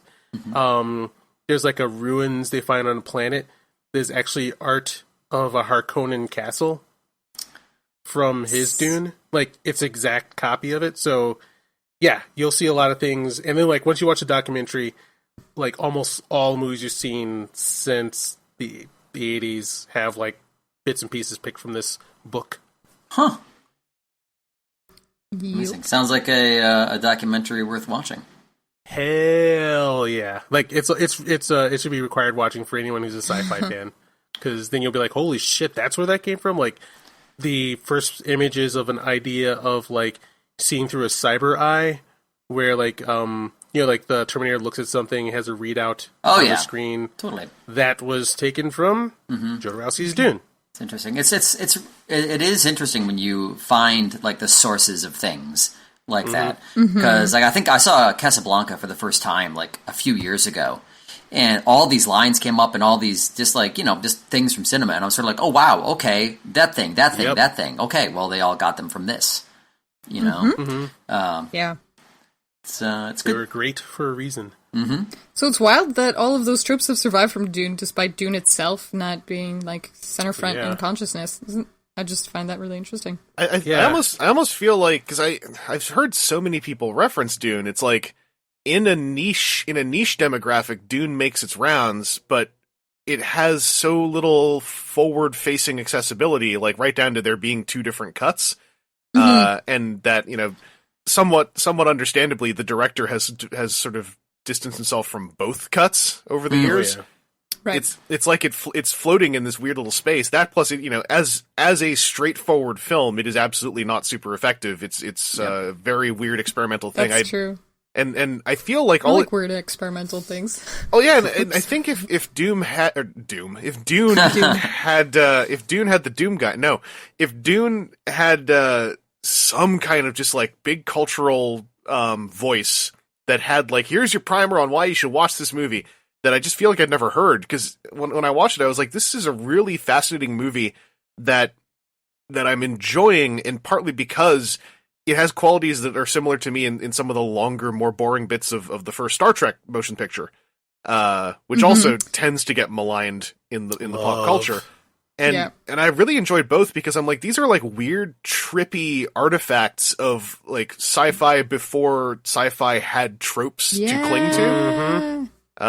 And you don't have to watch it to go like, I'm going to watch this to become a Dune fan. It's like, you should just watch it to like see some trippy filmmaking, and maybe someday meet David Lynch and go like, yo, you did a good enough job, dude. It's fine. Like, I watched the interview I know you're with him not today. I know you're not David happy Lynch- with it, but Oh man, he is genuinely still deeply hurt by Dune. Like the way he described it was like, never do a movie that you don't get final cut on. It's a joke, and it's like dying. And like he said, like he felt he said he felt like he died. He hated the experience so much, but that it was kind of beautiful because once you hit the bottom, you can only grow from there. But I totally see it, because there's a lot of this movie you can see someone really was into this in a lot of parts, and you just have to imagine that you put yourself into this movie that is so weird and trippy and dreamlike and risk taking, and 3 years. then your Did you step on producers, it? then your producers like recut the thing, and then a TV extended edit uses scenes you didn't even want to use anymore, and like I get it. Like, do you guys see do you know the legend of Alan Smithy? oh yeah. No? I don't. For on the TV version, David Lynch didn't want his name on it, and the Directors Guild has a pseudonym used. Yes. Oh, Yeah, continue. if a director is like, I fuck this movie, I don't want my name on it, they put the name Alan Smithy on it. Yeah, the extended edition is directed by Alan Smithy, not David Lynch, because he like, as far as I understand it, he was okay at the sort of with the theatrical cut in a very like, this really hurts, but like, I guess it's what I made kind of way. And then the TV extended cut to him was just like, I don't know the full history, but in my own head I see it as insulting, just in that they told him, well, your 3 hour cut's too long, so we're going to reshoot stuff and dumb it down and simplify things, so it's 2 hours, and then this 3.5 hour cut goes up on TV again without your consultation. He also had his name taken off the screenplay, and he put the name Judas Booth because that's how he felt about the experience. Wow. Judas Booth. Dang, that's cold. Yeah, Yeah. well, he's apparently been approached over the years of like, do you want to do, now that you're David Lynch, venerated director David Lynch, do you want to do your own recut of Dune using all the materials? And he's just like, I really don't. Like, Yeah. over it. It's like, thanks. That was a really bad time for me, and even if you like the product, that doesn't mean I want to go back, so thanks. Yeah. Basically. Then there's Jodorowsky, who tried to make it before David Lynch and like made that giant book and whatnot. So Jodorowsky, he's a weird, beautiful old man that like has a wild imagination, and like he put his heart and everything into it to make something that just was not filmable. It was really weird. But like then the movie came out, and then his son was like, we should go see the movie. And Jodorowsky was like, fuck that, no, I want to see somebody take what I was creating. And then like his son was like, hey, let's finish this journey together. And they're like, fine, let's go see this together. And they saw it, and like you saw his face light up, and he's like, I watched it, and it was terrible. It was horrible. Oh my god! And he was so happy. So he's like, he's like, David Lynch is a warrior. This is just not his fault. This is the studio, and I'm so sorry what happened to him, because that was apparently a terrible experience. it's just so much interesting stuff came out of it, though. Like, and I don't know who this is attributed to, but like the constant, like I really liked the constant, as much as you can make fun of it, mental dialogue tracks of everyone's idle thoughts in whispered my EDR. gosh. I actually really dug it, because I was like, this movie at a certain point becomes paced like a dream, and having everyone just hearing their mental audio track randomly throughout the film, often just repeating stuff that's already been said, is like kind of enhancing the trippy dreamlike nature of what's going on. Yeah. Critics hate it, Like, but yeah, really interesting. I love the inner dialogue, the whispering voices. Yeah, like it's kind of kludgy in this movie, and I think it's more an artifact of the producers to a degree, but like conceptually it's fascinating, and it's a bummer that like I feel like it's treated on a cultural level as like a mistake, full stop. No. And I'm like, no, but I kind of like this. Like, if a movie's gonna already be weird and trippy, like I like the idea of dreamlike movies, and so it just enhances it. Yeah, I think you hit it on the head there for me. Is it you like the idea of dreamlike movies, and that's kind of where I'm at. Like, I see something like this, I'm like, wow, I should like this. I should enjoy this. It is very trippy, but then I just find myself having a very difficult time focusing while the movie is playing. So I don't know what that is, but yeah, for a lot of the movie, I just found myself just turning it off and wandering off and doing something else and then coming back. It is to boring. I found that I think it's boring. I found that more in the final 40 minutes, to be honest. Like it's weird because I agree with you, but like I felt like that aspect amped up in the back third in some weird way. Like up until the Harkonnens take over, I was like, this is weird, but like it's moving and like stuff's happening and like I'm kind of getting this. Like I'm here though. And then as soon as it became Paul and his mother in the wastelands and then meeting the Freeman and etc. It was like it started to how do you put this? It's like before, even though it was weird and disjointed, it was like there was still cement on the walls. Yeah. And in that back chunk, it's like the cement had gone brittle and like I was just walking through bricks basically and like hopping from brick to brick. Well, yeah. I think it felt, I mean, a lot. Yeah, you're right. The first half of the movie does, to me, also seem kind of like more thought out, more planned. And I mean, I don't know if that's the case or not, but like, yeah, like kind of complex, interesting, political, et cetera, et cetera. But the last third, last half, the last 40% felt rushed. Like, all right, now we got to fit all this stuff into a relatively small. Yeah, and that's like where the action exactly. sequences are happening, where you think it'd be get you more engaged. But yeah, me too. Like my eyes just started going to my laptop. Yeah, the more action on screen, the less engaged I was getting because I'm like this. The whole crux of this film is like. The thing the film makes important is the consequences of the action, but the actual action doesn't really matter. Like especially with the the weirding technology or whatever, where it's like I like the weirding tech. I like the tech, but narratively, I'm like you've laid it out to me that this basically means they win every fight. So like I actually don't really care about watching the fight. Truly, yeah. The part that I found the most interesting about the weirding tech cinematically, like in a book, just brilliant concept. The way that it was used, the only place that it really mattered was for him to discover that his own name, Muad'Dib, had that effect with the weirding tech. And the weirding tech is not. And aside from that, it was just like unnecessary. Definitely, I get that feeling that y'all have, and possibly because I've seen this movie a billion times, and I saw it before when it didn't make sense, and then finally when it made sense as an adult, because like. Some of it had been explained to me by my dad when I was young. Some of it was just me being really good at picking up, textual clues quickly because of the amount of television that I've watched since then. I'm sure all of you can do it as well. The pacing is incredibly different, but it's also really funny to see because it's clearly like beats that they had to make sure were in there. For it to make sense later on. But they were like, we don't have time to really like spend any of it or explain any of it. So it was like, this nice meditative piece, and then they were like, you're gonna have to cut the 2 hours that this is into 1 hour, so just get rid of all the fluff, and, like, when they catch up with Patrick Stewart again, it's clear that, like, in the book that would have been a big moment, like, after all of these warring that they did, and somehow they came across each other, and it's like, oh my god, it's you, but in the movie, it's really just like, and here we are in the middle of a random fight scene. Yeah. And there's a third group in this fight scene. Oh, one of them's Patrick Stewart. Oh, we're friends again. Yeah. Woo! I was like, I barely got that. Like, they said, like, I thought they were smugglers. No, I thought those were Harkonnens. Nope, they're smugglers. Hey, there's Patrick Stewart. Like, wait, what happened there? Like, did you just shoot all of his friends he made in the last 2 years to help survive after he ran off with a dog? Yeah, I had no idea who was Patrick Stewart with. What was that group? I mean, I didn't know. I was very happy to see him. I will say that. They didn't have time. He just needed to be back in the plot, okay? Yeah, the dog. Chill out.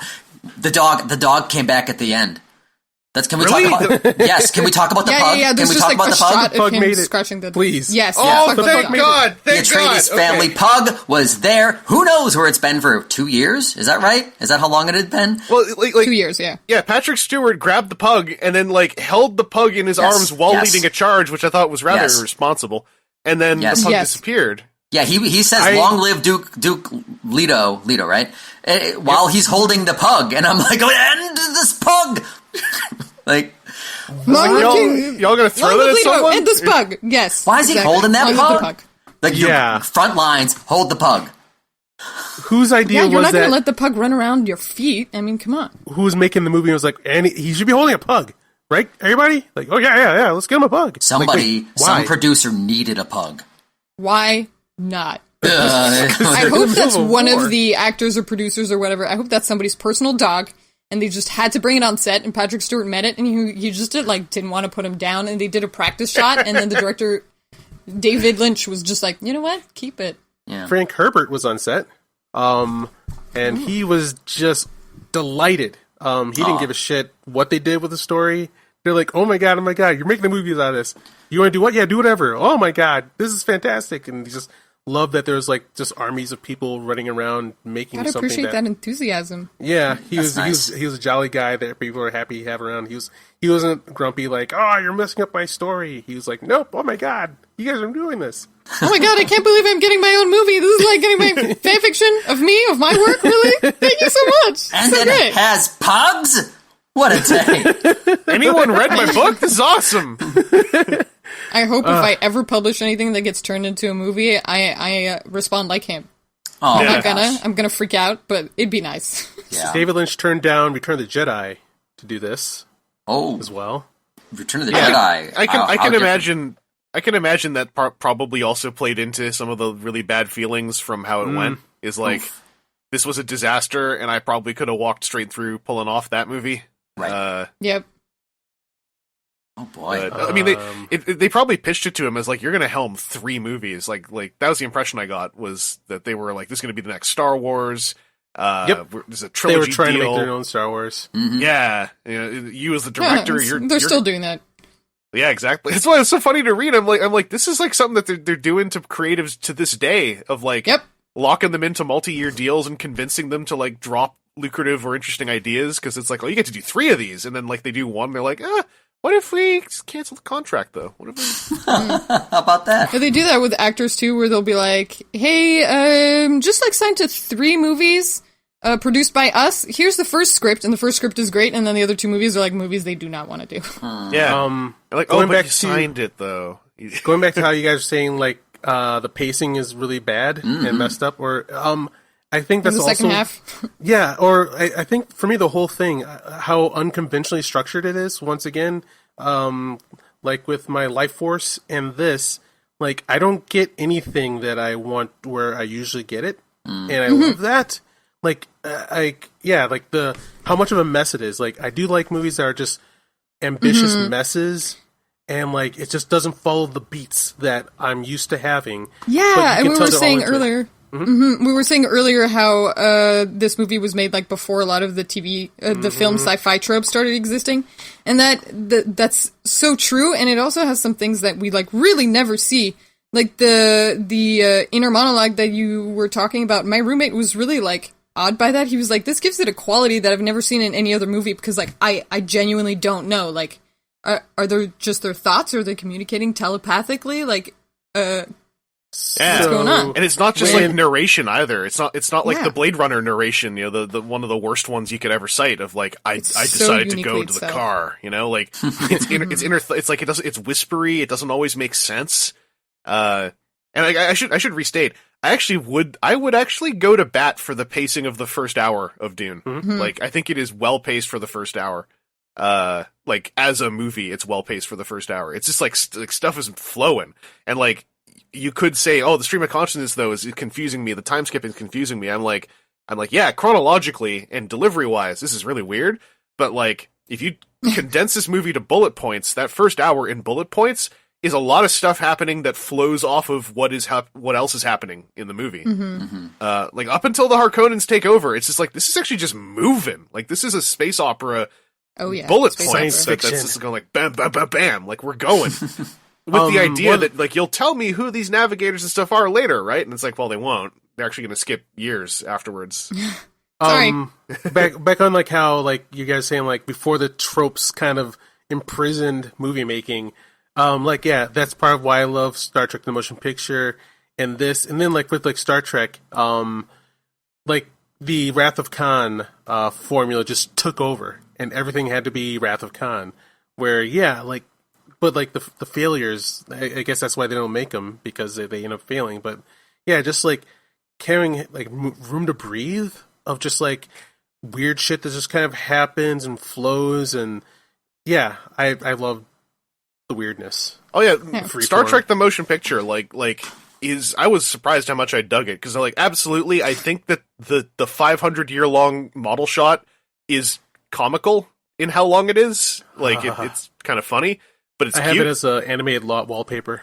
Yeah, it's still a cute shot. Like it's like you can't get angry about it when you hear like literally the soundtrack struggling to continue looping as the plot's going on, and like so that bit like for sure. And then like I'm actually in my experience I'm really alone in this. Like I really like the entire story of that movie up until the reveal of what V'ger is, because before then, like they were straight up showing me cosmic horror in an aesthetic I'd never seen in a film.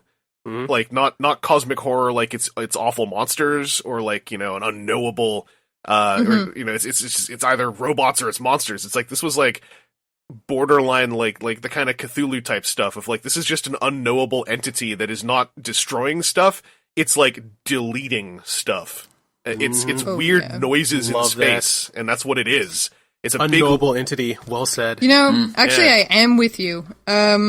That is the reason I don't like the movie. The V'ger reveal and like the very, very end, I'm just like, nah, I'm out. I straight up, I'm out. But I really love the rest. Yeah, I just retcon those parts, to be honest. Like, when I tell my friends, I'm like, I just ignore the ending. I'm like, I imagine that they found something else in there, because up until that ending, I'm like, this is like one of the most high-level sci-fi concepts I've ever seen in a movie. I'm there, and it's almost disappointing when they're like, "Oh, it's the Voyager satellite." I'm like, "Okay, oh, come on, why did it have to be a human thing?" I will disagree with you guys so much on that. But the V'ger reveal for me was fantastic because I'm aware of that. I just like we get there and like Voyager, the music starts playing, and like for me, it maintains the sci-fi high concept of like it's been thrown so far into space that it hits something beyond our understanding, and like. That thing, the machine empire that rebuilt it, only sees the world through that lens of machinery. So it does see like a bird with a broken wing and rebuilds it from its own point of view. And it comes to us to see what humanity is. I just love that the clash, and then it explodes into a light beyond what both of us maybe understand. Man, like, in the long run, I love that movie. Like in the long run, I dig a lot of those bullet points. It's just like delivery wise. It might just be like a limitation of the time. Like bullet point wise, I do kind of dig that story, but like delivery wise, it's after how like affecting the V'ger scenes were of like when it deletes that space station or whatever. Like it's love just those lights.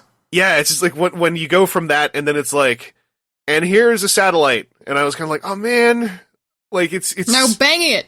It's so real that like it's messing with like how I was digging the unreality of what we were seeing, and if there's a way you could have the satellite, I think it would just need to be decades of thought on it, to be honest, but like you have the real satellite there, but like make the field around it like just disorienting to look at, like physically disorienting to look at or something, like like make me feel like I'm in the mind of a freshly born god. Like that to me, that's kind of the cool side of it, is like whatever it found out there basically turned it into a sapient techno god.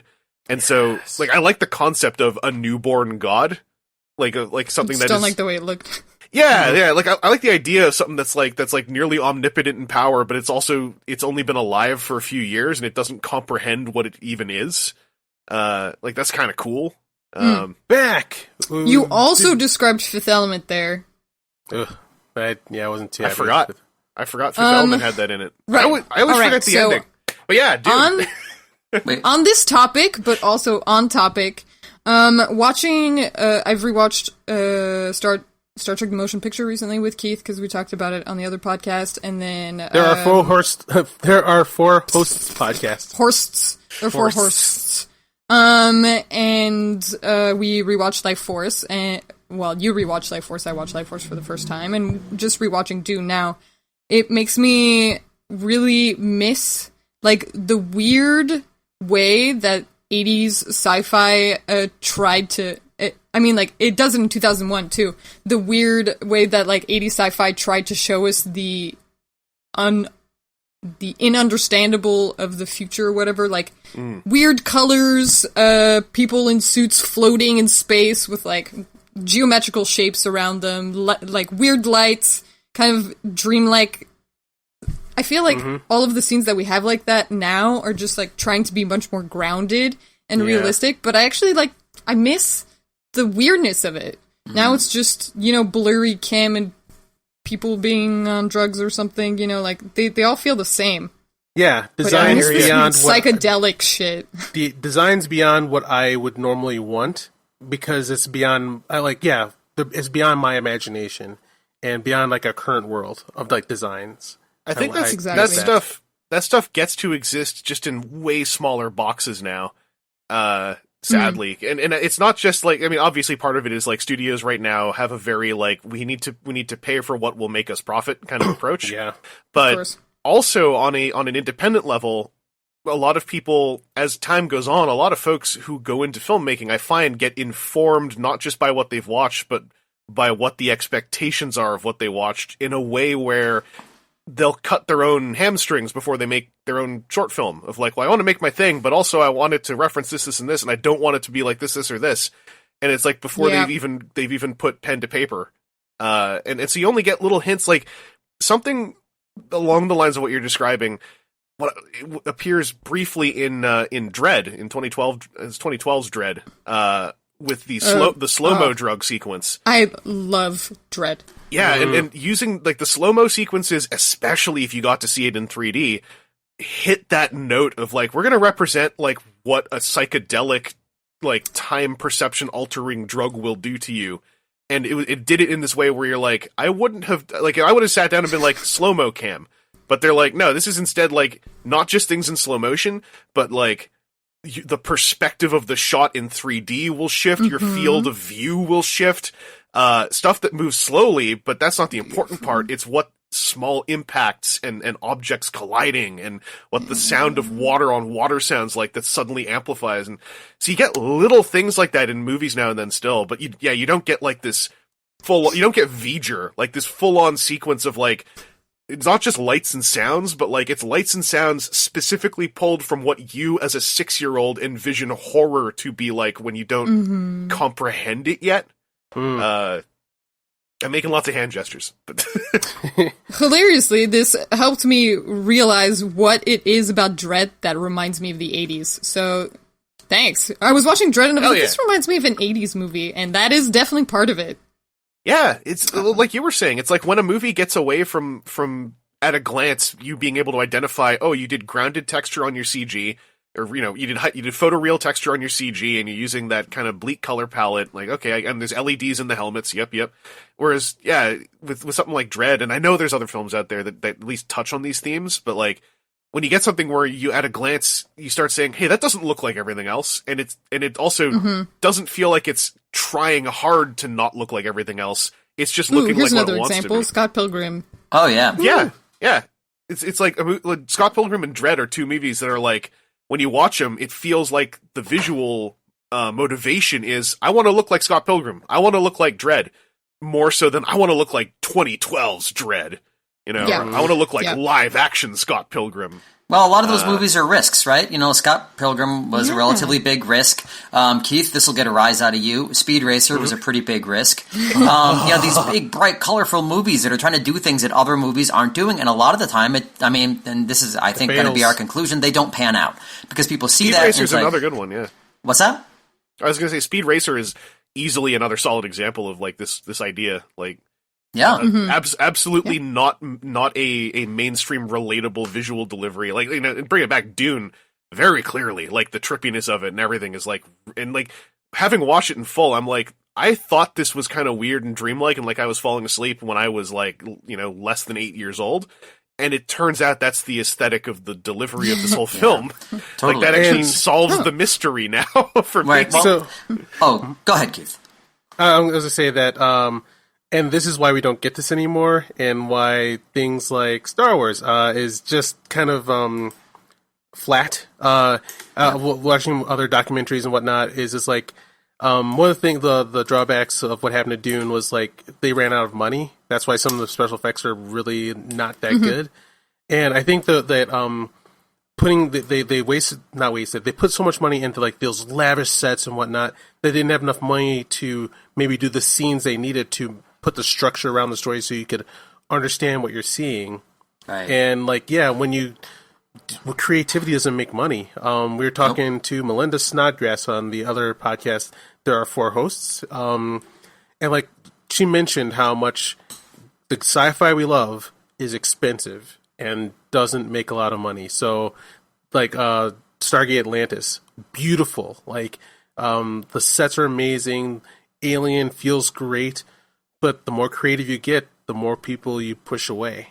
And Yep. and then if you're spending millions and millions of dollars, you have to boil that shit down to something simple, and you don't get creativity. Exactly. You also have the issue with corporate consolidation, where you have less and less companies controlling more and more assets, and each of those companies is going to be, the bigger they are, the more they're concerned with making sure that they are profit-centered and making sure that they're doing what the big companies want. So just the more that expands and takes the place, the less creative stuff we're going to see. Mainstream. The problem is it's difficult to self-produce stuff like that. Yep. Yeah.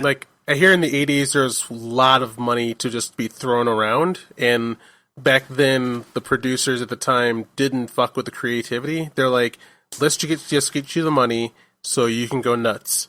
Go nuts. And that's why we have so many just things that stand out in the 80s and the 90s versus now, right, where the producers are like, I'm in the creative process because I'm watching the money. Right. So make us Game of Thrones. Mm-hmm. And also, recession environments probably don't help with that.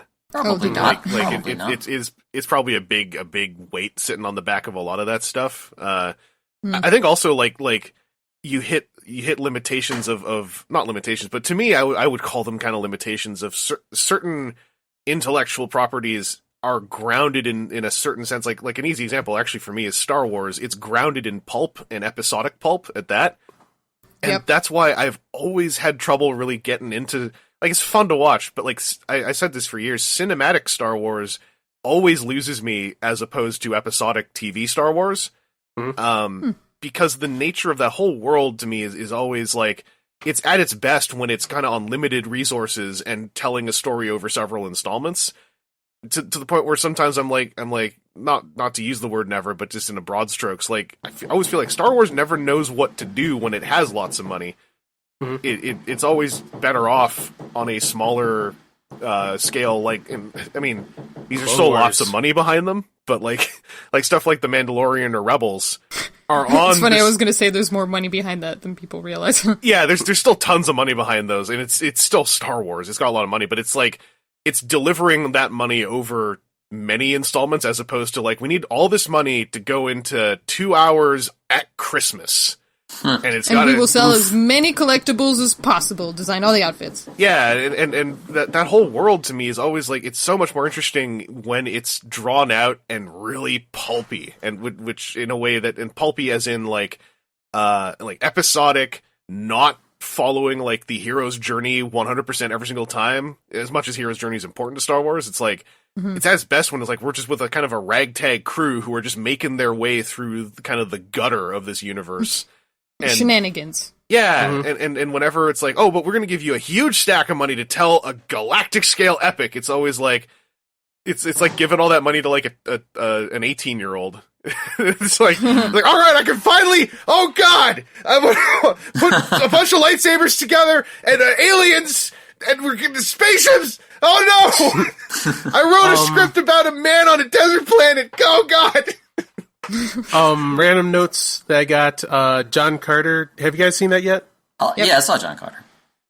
I love John Carter. Yeah, do you guys notice? Why I got so universally reviled. I have no idea on that one. That I love the hell out of that movie, and it has an opening that spoofs Dune's opening, where you got the close up on Princess Irulan's face, and she tells you the background of the world. Oh, you know what that reminded me of? Huh. Zardoz. Ooh.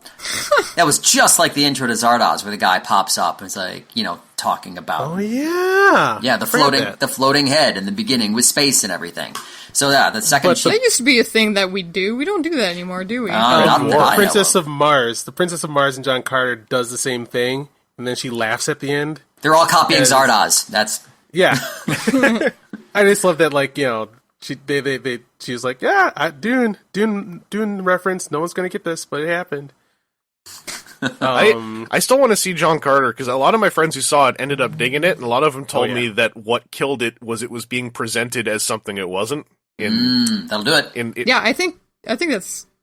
Yep. The marketing was terrible for it, because like the people who behind it, they're like, everybody knows who John Carter is. We'll just call it John Carter, right? And no one knows who John Carter is. Yeah, like I liked it a lot. People making it were so deep into the lore of John Carter. They're like, he's like Indiana Jones. That's all you have to say. And then, oh yeah, like I hate using the word over and over again, but my friends who dug it told me that like, yeah, it's a really fun pulp.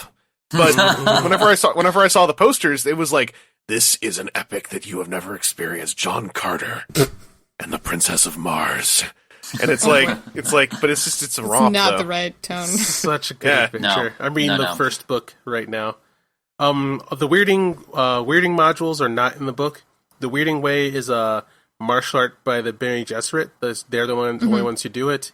It looked so martial artsy too when Kyle MacLachlan did it with that tower full of spikes at the beginning, and I was kind of let down when it looked like it was at the end of the day just fancy handguns, because I was like, it's way cooler when he's doing those poses and stuff, and totally.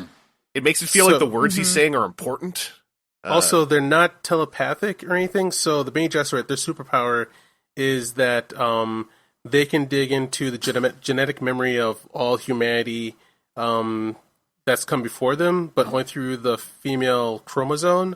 So they can like go through all of time and look through the eyes of any female in existence, and like that's what gives them their superpower of knowledge. And they use that knowledge combined with like the Mentat supercomputer mind to crunch probability, and that's why they're so crazy smart. So they've been kind of like orchestrating this exact moment actually, so for thousands of years. So like they saw like these people, the Fremen, come to this planet, so they seeded the religion of Muad'Dib in them, because they knew that someday they could maybe push someone to go to that planet to become the Muad'Dib. Oh wow! So they manipulated them into creating their own messiah. They've been planning, they plans within plans, and then like the thing that's special about the Kwisatz Haderach is that he was like the only male to be trained in their ways, and because he has both X and Y chromosomes, if they unlock his power, he can see into all minds. But they wanted to make sure that they had control over that person. So, they're like, Lady Jessica, only females. Don't have a son. Okay, we almost got this. We almost have control of the entire universe. If you have a daughter, and she marries a Harkonnen son, we got this shit locked down. We got it. We almost won the game. And they're like, oh my fucking god, what did you do?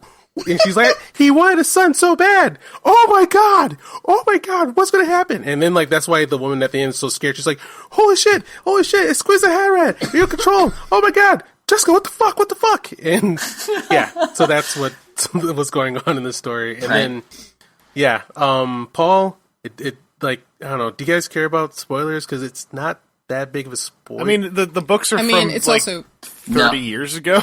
Yeah, so no. Or sorry, I'll try like 50. On principle, no. Yeah. Okay, so yeah, like they're trying to create the super being to get some control over the entire universe, and then what Paul sees is, oh shit, you mean I have to become a worm god thing? Oh shit, I just lost the game because I became the Kwisatz Haderach.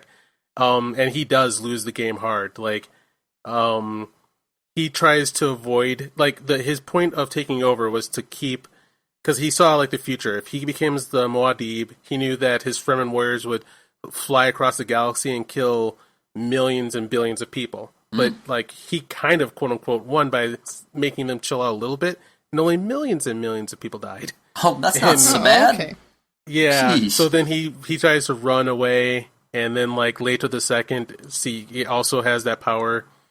So he sacrifices, like, he's like, Dad, I'll take over and become this tortured worm being for, like, 35,000 years, and, oh god, this is going to be terrible. And the reason why the little sister, Aaliyah, is so weird and an abomination is that at the moment of conception, she was conscious and also has all the memories of all the females that ever existed, which drove her fucking crazy. That'll do it. And that's why she talks like I she think does. they kind of explain that. Yeah, I really liked her, actually. She was she the was highlight of the back end of the movie, because she was... adorable. Oh yeah. Well, she was delivered so... Creepy little so child. creepy. She was great. Yep. Doing that dub, but like directing the kid to mouth the words and just stare, and then having I'm assuming like an overdub to really heighten a lot of that stuff is like unsettling. It was really well done too. Really. There's like just this shot of her, just like a very slight smile that disappears very quickly too. I'm like, how did you get that 3-year-old to do that? Yeah. It's like run the camera. Like run the camera. She grows up, she becomes pretty insane and fucking amazing and scary as hell. I read a wiki article that says she inadvertently takes on the persona of Vladimir Harkonnen at some point. Yep. Yeah. Inadvertently, just on accident. Because she's also almost Kwisatz Haderach-ish.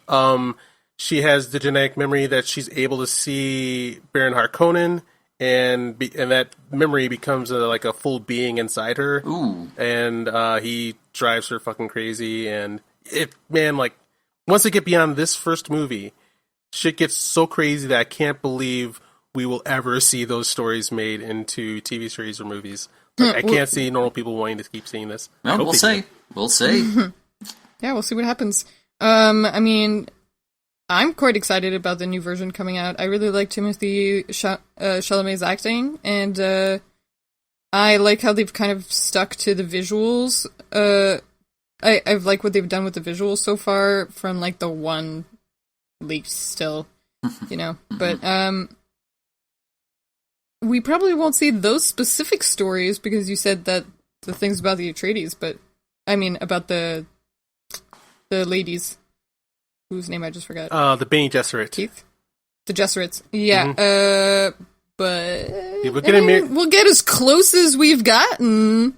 Yeah, like a miniseries about the Bene Gesserit is going to be so crazy fans that it'll probably be my favorite show on at the time if they pull it off. Which, like, yeah, it'll be easy to fuck this up and not do it well, I think. And, I mean, it's very easy to turn it into sci-fi Game of Thrones. I hope they do it well.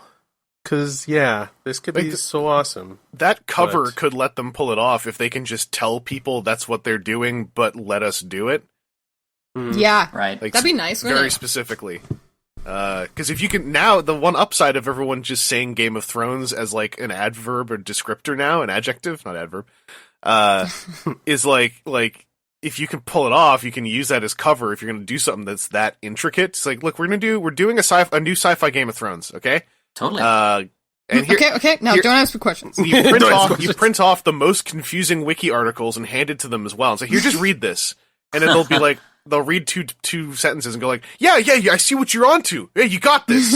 All right. I have no idea what's going on here, and therefore, clearly it is like Game of Thrones. Yeah. And I love it. We will get to see the story that I just said up to the point where later the second it's starting to get transformed into the Worm God. Once we do the sci-fi original series. So they did get that far, actually, but no one watched it. Wait, no. I forget. No. Actually, the sci-fi original series, they had record-breaking ratings. They had record-breaking ratings. Yeah, they did so well that they gave birth to Battlestar Galactica. The only thing that happened that didn't continue it was that they got a buyout, and the people who bought it were like, sorry, what the fuck is that? Reality TV is where it's at, guys. Oh, no. We don't need no more Dune. We're going to do Ghost Chasers. Yeah. That would happen. Oh my god. New management. I haven't even thought about that. It's always new management. Yeah. I forgot that, sci-fi used to do good shows. The 2000s was awful for a lot of creatives in TV, as I always understand it. It was both the rise of reality TV and then the cementing of reality TV during the writer's strike. Oh, yeah. Yeah, like Melinda Snodgrass, writer of the Star Trek episode where Data is on trial. She gave us the real talk. She's like, yeah, Keith, the reason why you don't see this is because it costs fucking money. And, they have the option. You don't want to spend fucking money if you don't know that you're not going to get that fucking money back. Right. Yep. And systemically, too. Like, the entire system now, like once upon a time, it was a lot closer to a filmic system, And now, even though I don't think the technology is bad, but now with the advent of a lot of digital technology and the cementing of reality TV as like a way to continue audience retention, plus the clinging to television broadcast by a lot of the industry as a medium, makes a lot of that just so hard to do. Like, there's so much standing against like just fictional television in the first place. Mm-hmm. Let alone fictional television with a lot of fantastic visual stuff as well. Yeah. Because I cross my fingers. Please bring back Stargate. Please, love of God, bring back Stargate. But like watching the show, they're thinking about it. The gigantic, they are, and it keeps not happening. And I'm like, what comes to my mind is the beautiful, gigantic set of Stargate Atlantis. I can just see the moneymakers many pinchers going. You'll get that as time goes on. Streaming platforms are the places that will fund those shows. The bummer is that they're also the places that have access to all demographic and viewing data. So you end up right now in the really unfortunate situation of what Netflix is, which is that they'll totally fund 2 seasons of your show, but that's all they're going to fund. That's all, right? For a brief time, Netflix would have been the place for all this stuff to rise up, and some cool stuff came out. Like, I will always say Altered Carbon was really cool. Dark Matter. I think the window's passed for a little while now, because now it's like, oh, we'll make a season, maybe 2 of a cool thing. And where a lot of money I think is going to get put into creative stuff is like, your Disney Plus platforms are going to pump that stuff up. Your caveat is it's got to be properties that they own. Right. Yeah. And I think aesthetically there's going to end up being a little homogenization, but I'm hoping that we're past that already. I think it depends. Mm-hmm. It depends on how they deliver and how they feel about the delivery afterwards of all the Disney Plus Marvel series they're doing. That's going to, I think, dictate like how wild you can get with productions under their dollar. Thankfully, I think that we are on a good track for that, because I think that their movies moved away from homogenization after that second phase completed. It seemed like they were loosening a little bit. So I got some hopes. I got some hopes, but also I hate that my hopes are like, well, I hope Disney allows it to happen. Yikes. Because it's yeah. Because it's like, not only that, it's I hope Disney allows it to happen through the mediums of Marvel Comics and Star Wars. Because it's like, those are kind of it. Mm-hmm. And there's cool stuff to do in those mediums. It's just like, there's that's also just 2 IPs to operate inside of. I was like, I swear to God, they have a third one. There's a third one. Disney Princesses, right? Good job. Yes. I would love it if they could open up like the princesses, or even just Disney stuff that is not like Disney original, but is basically seen as Disney original. Mm-hmm. The show Once Upon a Time has a lot of problems, but is, as I think, a really close step if you want to see an example of that, of that show. I fell off of it around abouts when they brought in the stuff from Frozen, not because it was stuff from Frozen, but because the quality of that show managed to lose me as yes, like up until that point I was still hanging on, because like I really dig the first few seasons of that show. It's dumbass, but like super fun, like so fun. And it at that point, the show fell into this pattern of like, how do we reset our status quo? And then it was like, we'll just mind wipe everyone constantly. And I was like, okay, I can't deal with 80% of a season being about everyone trying to get their memories back years in a row. Yeah, I'm definitely with you there. That's what lost me on Once Upon a Time. I actually stopped before then. I didn't realize at first that it was a franchise that was actually owned by Disney. I thought they were doing like the classic ones. And then once, Mulan and Elsa started showing up, I was like, okay. But even before then, what really crashed it for me is, I don't know if you've noticed this yet, but I'm super into character arcs. Yeah. And the constant repeating thing on that show was that the actor who's in SGU and who is also in Once Upon a Time, who is amazing, I forget his name, he plays Nick Rush. I always confuse him with... I always confuse him with Tim Roth. Yeah, the dude that you always confuses with Tim Roth. That's the one I'm talking about. Yep. I can't believe I forgot his name. Anywho, he's a fantastic actor, so they kept giving Rumpelstiltskin these like really great arcs. Mm-hmm. And then at the end of the season, or the mid-season point, or whatever, they would just like, wipe it, undo it, let's do it again, because people like him better when he's, like, not a good character. Yeah, he's the tragedy of that whole show. Because I absolutely see how, like, he is solid, and he holds people into that show, and then you can tell that, like, folks making the show were just clinging to him as a performance. Like, I saw a visual after I kind of dropped off. Do you want to know how heavy-handed they got with the visuals with him? Is eventually in one of the last scenes with him and Belle, they just have them cosplaying in the costumes of Disney's Beauty and the Beast in a dance scene. Damn. Because they're like, hey, in case you didn't get that Rumpelstiltskin is also the Beast for Beauty and the Beast. Robert Carlyle. We got it, thanks. Yeah, Robert we got Carlyle is his name. Robert Carlyle, yeah. Carlyle. He's awesome. Even at his the Full worst. Monty, where I was disappointed for the first and only time not to get full frontal on male nudity. Because it was the entire point of the fucking movie. Even at his worst in Once Upon a Time, he's still very watchable in Once Upon a Time because he's just such a good actor. But yeah, that show, he's so good. That show just clung to, like, even if they didn't mind wipe him, they would just start figuring out reasons for him to make idiotic decisions as a character so that he could continue having. Yeah, it wasn't even undoing at this point. It was just like it would be one thing if it was we're going to undo his story arc and do it again. He just changes his. They just changed the subject, so he'd be like, "Well, you had the story arc, so we'll just do it again, and then we'll do it again." Dune a little bit if we can. Sorry. Once upon a time, I was excited to talk about. I love I love tangents and like true talk. Like you guys are. The point is, we need more weird shit. Okay, and studio homogenization. Got it out. Is not helping on that case, and Dune is one of those rare gems that I'm just like, there's that stack of movies that are just like weird and all by themselves, and they have like very specific fan bases, but I want to collect them. I got more in my pocket for us to keep reviewing. Again, like I find it weird that Star Wars is super well known and that Dune is like disappeared. Yeah, I do get it. Star Wars is like.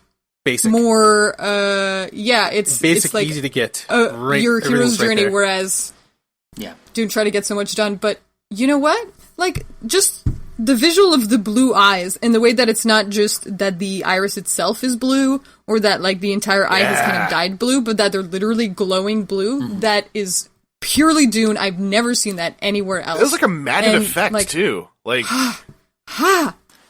I love it. Yeah, I think so. What's weird about Dune is like the way I put it, it's not even that like no one knows about Dune. It's like people know about Dune on a subconscious level. They know about its contributions, but no one like actively connects Dune to any of that. Like people know Dune references. Absolutely. I think a big problem is like Dune is. Like it's hard to do an elevator pitch on why you should watch Dune. Yeah, well, I mean, we're talking about like Star Wars being so popular and Dune not.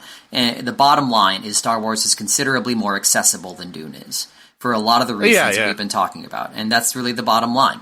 It is a weird, unusual movie. And for a lot of the reasons that make, people really like Dune, the whole property, are the same reasons why it's not as popular as these other big things. And I think I think that's okay. And it's popular enough to be getting new movies and miniseries. Yeah. So I think when this new push starts, I'm fingers crossed because this is the time to do it. Like I think that's when someone can really like do the accessible intro to Dune. Yep. And just go like, hey, listen, this is a really cool movie you should check out. You got to be in the right mood, and it's not a good movie. It's a really solid like it's a glimpse into experimentation, but not on like an art house level. Yeah, I mean you're not going to have fun per se, but you might appreciate it. Okay, friends. That's a hard We've talked pitch. about it 3 different times now, so at this point, like we have to decide which one of us 4 is making this. What? Who has time? I don't have time right now. I'm doing LSATs. I'm not not convince people to watch Dune. I would make people mad because I'm not deep enough into Dune. It would be pretty obvious like 5 minutes in, like, wait a second, this guy doesn't even know who Leto 2 is. He's so called him indeed- Leto too. Leto the second. Leto All right, second, Keith, it's all yours. I've tried and no one gives a shit. No. The elevator pitch on Star Wars is so perfect and easy that you can you don't have to be in sci-fi or geek to get it. If I start saying it's so far into the future that technology's become old, and where are you guys going? No, this is human computers. Why aren't you guys listening to me anymore? So, I just describe it as sci-fi space opera. Yeah, but like heavy on the but only on a desert. Yeah, but I think I think there's a fair amount of David Lynch fans out there, and even though he's not a huge fan of it, it's still pretty clearly a David Lynch movie. So so I think you could say like, oh, you like Twin Peaks? Why don't you check out Dune? Yeah. You like the weird fetus in Eraserhead? Well, why don't you check out Dune? We got a couple of those too. Hey, you want to stare at Sting shirtless, just like making weird eyebrow faces in a bunch of scenes? We got that too. Honestly, that's the best. Know why? The best sell right there, Sabrina. You want to know why Harkonnen was looking at his nephew all sexually? Why? Or do you guys notice that? Wait, you're talking about the Beast? That they were gross and sexual. The fat guy with the boils and shit. And Sting walked in, and Sting's like, oh. But like that's his nephew.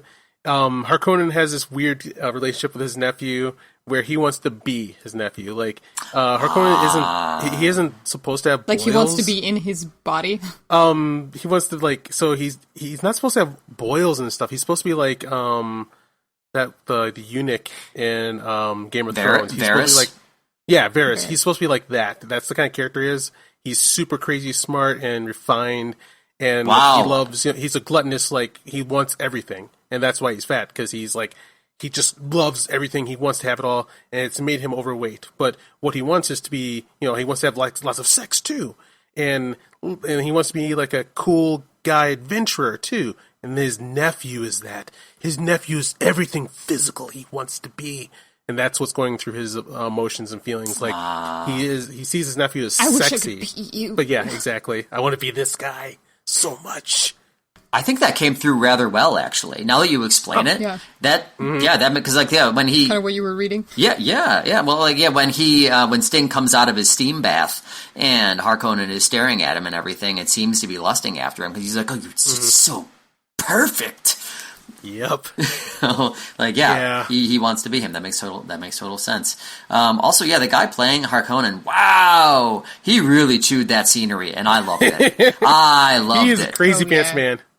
He's a what? He's a crazy pants man. Crazy pants man. He's a lot of fun to watch. Oh my gosh, yes. I think the thing that I would be excited about in a modern Dune is to see someone who can do those character bullet points, not with necessarily more subtlety, but a little bit more raw, because there is an aspect of him where it's almost like they took that character in this film and then he's more, how do you put it?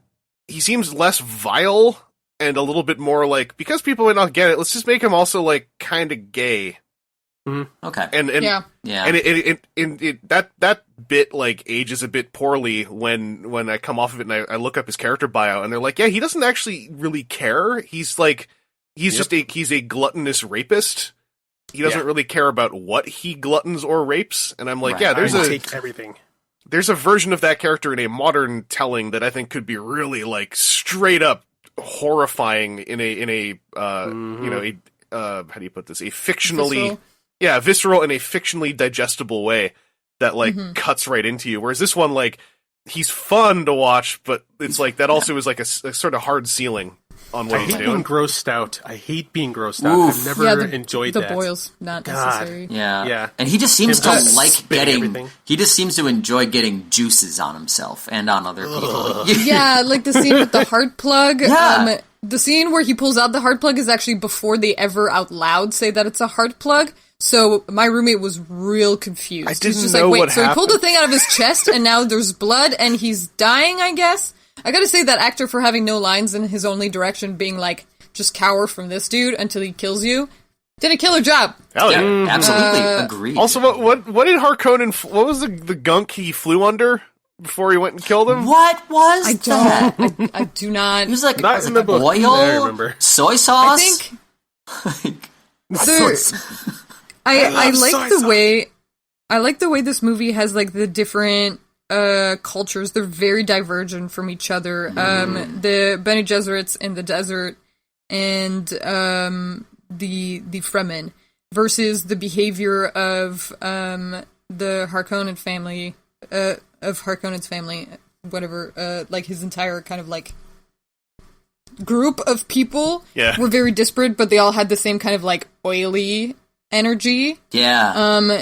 And meanwhile, like the House of Atreides is this more like 18th century British naval kind of feeling. Yeah.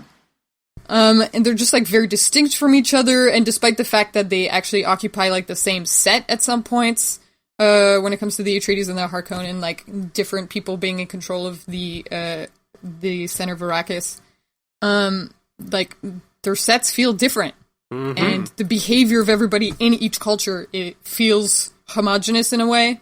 Like there's that chivalric, like, aha, you must practice your sword fighting at all times with Patrick Stewart. And moods are for kettle and love play. Yeah, that's a meme. It's so they're so disparate from each other and very much like have their own identities, and it's easy to like. Maybe it's just because I knew the movie really well, but it was easy for me to just track who belonged to which house based on like the way that they behaved and looked. Because I did not remember anybody's name. Totally. I had to look up the IMDb even when people got named, like when Fade and what's his name walked in. I was like, I actually couldn't understand what he just said. I need to go look up who they. I know one of them. Fade and Raban. Yeah, Raban. Where I was like, okay, I know that's Sting, but who's this other guy? And then I couldn't find his name on IMDb because they listed the name credits weird. Oh, yeah. Took me like 10 minutes. In Dune shitposting groups, the meme for that line is "Bring in Fade and Raban," and then like you show a picture of any duo, and like so like you'll have a meme where someone goes "Bring in Fade and Raban," and you'll see Jay and Silent Bob show up. Batman and Robin. Yep. And also like Bulk and Skull. If you guys or listeners, you guys want to know more about Dune, there's this YouTube channel called Quinn's Ideas.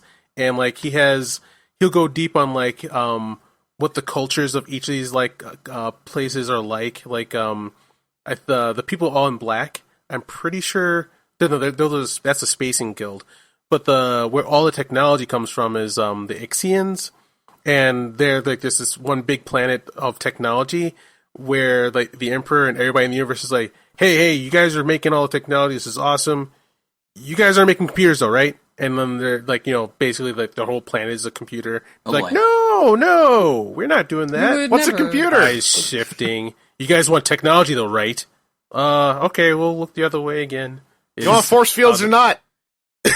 Yeah, that's how the universe works. All you like, dust. Do you want spaceships? All you spice heads. You all want fancy microphones so people can understand what you're saying or not? Yep.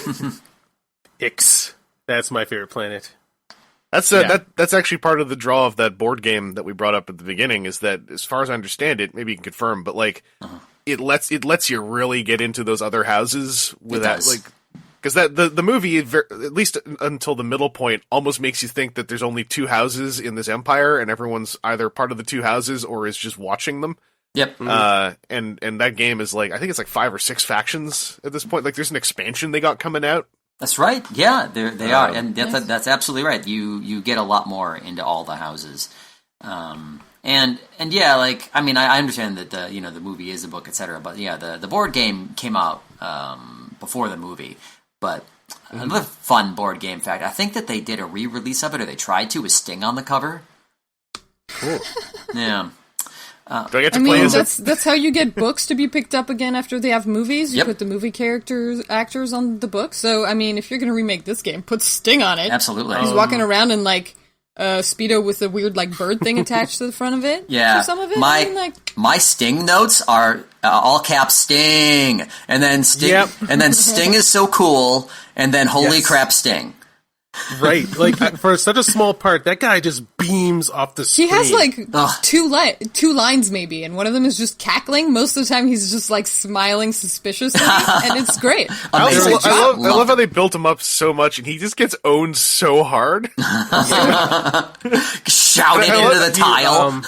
He gets owned so hard, and he spends so much time. He's literally going like, "Oh yeah, I'm gonna kill you." Hey, you're thinking about how I'm gonna kill you. I got knives coming out of my clothes.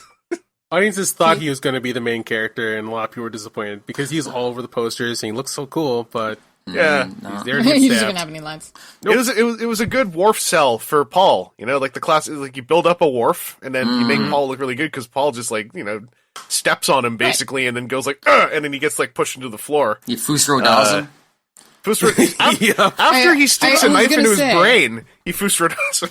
Yeah. The knife first, then Fusro da. After the Fusho Da, the one guy goes, Moa Deeb, as if he said holy shit. It was really funny. Yeah, I like that too. Oh, yeah, Their reaction that was a great moment. Max von Sydow, I thought, was really great. And he had Hell yeah. a line that really stuck out to me, which is, urine and feces are processed in the thigh pads. Another favorite meme. He chews on those words real. Max von Sydow is a guy who can say anything, and so that's a pinnacle Max von Sydow moment is like you can get him to say urine and feces is processed in the thigh pads, and he's like, I agree. Yep, absolutely. Yeah, he said that. I'm like, no. Makes sense. Mm-hmm. So casual, Max. But hold on.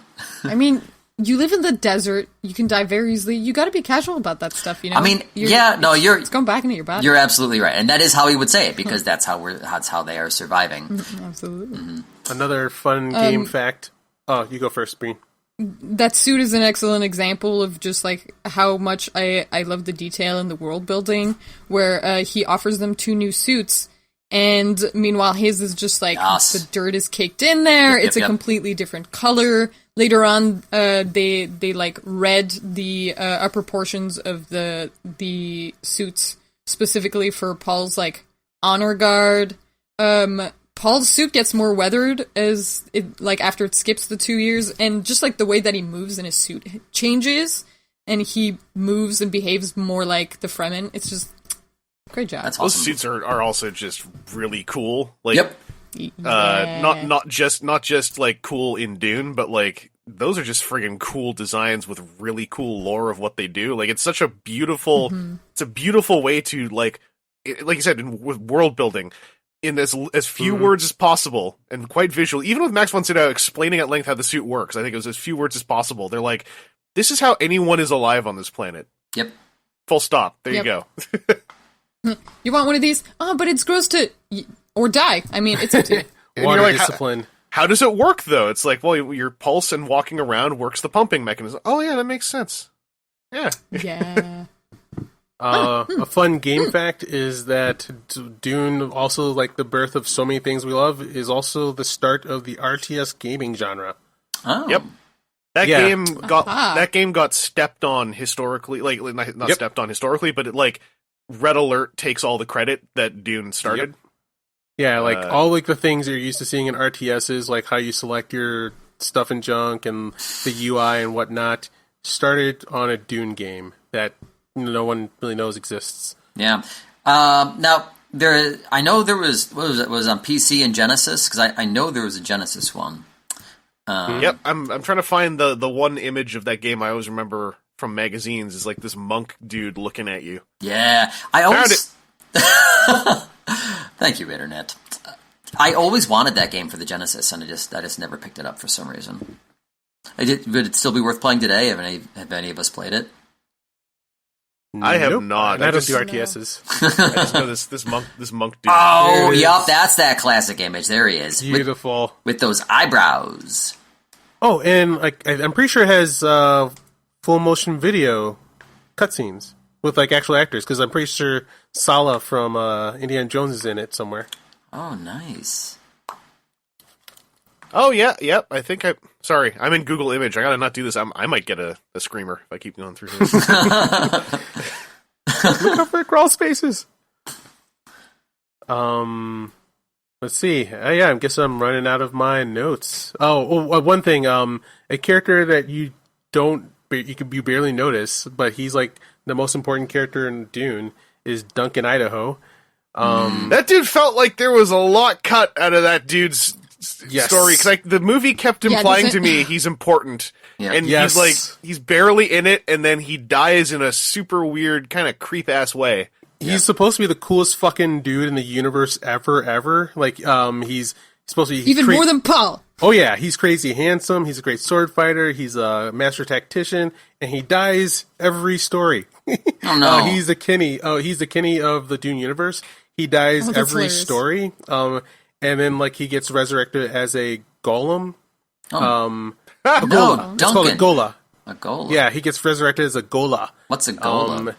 A All gola right, but it's is a golem, is though. a clone basically, and sometimes the clone has the memories of the previous Duncans because there's lots. So that's of how them. he keeps dying. Oh no. Yeah, he keeps coming back. There's been like for thousands and thousands of years, Duncans keep coming back. And Oh, that's so being sad. killed. Yeah, It's like Highlander, there can be only one, but in reverse. Yes. Like, there's only one of us at a time. There's really only one of us. We're just grinding out a copy every time one of them dies.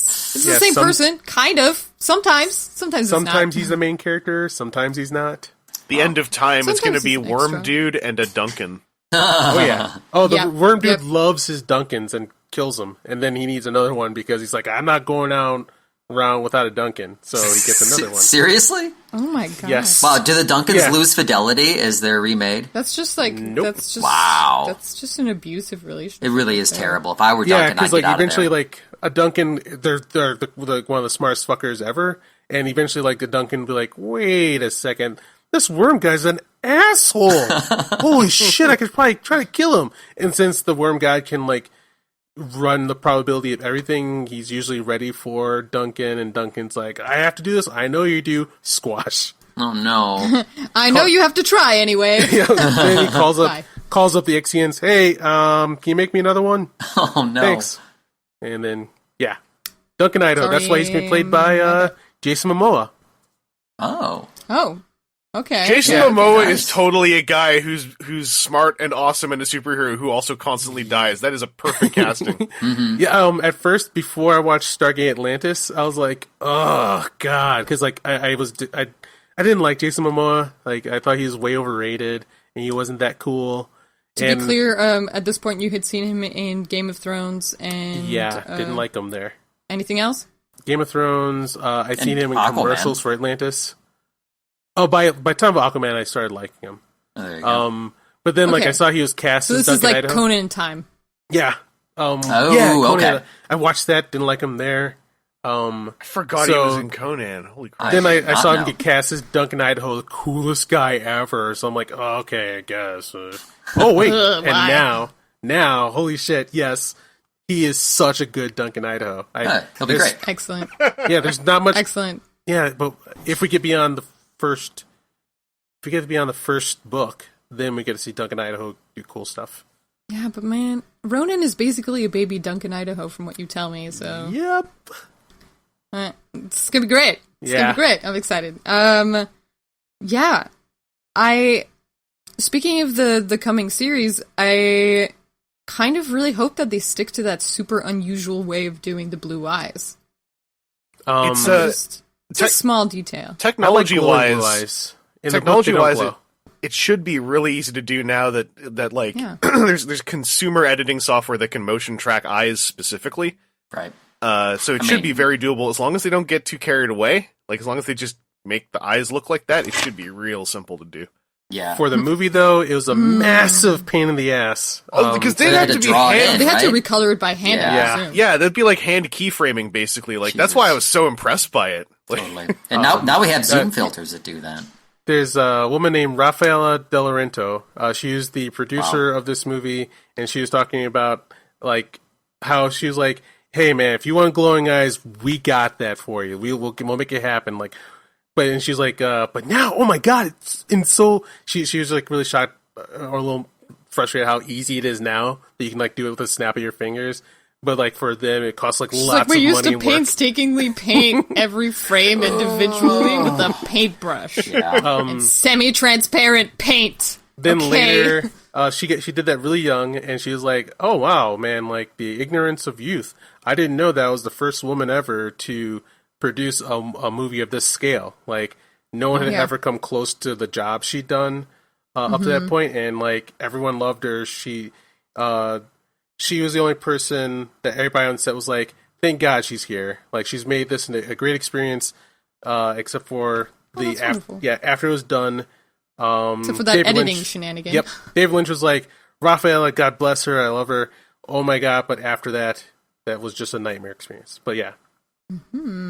Excellent. I've been noticing that in a lot of different like pioneer interviews I've seen, like the first whatever of their field, that they're like, listen, I was just like doing the thing that I wanted to do and living my life, and I happened to be interested in something that somebody else hadn't managed to succeed in because whatever stood in their way, and I happened to succeed, and then people were like, "You're the first thing to do anything," and I was like, "I was just trying to do my thing, but thank you." Yep. I was just doing my job. What? That was special. To everyone at home who's wondering if they're ever going to do anything special, just do your thing. Forget it. Just do your thing. Nice. Don't worry about that's it. Great advice.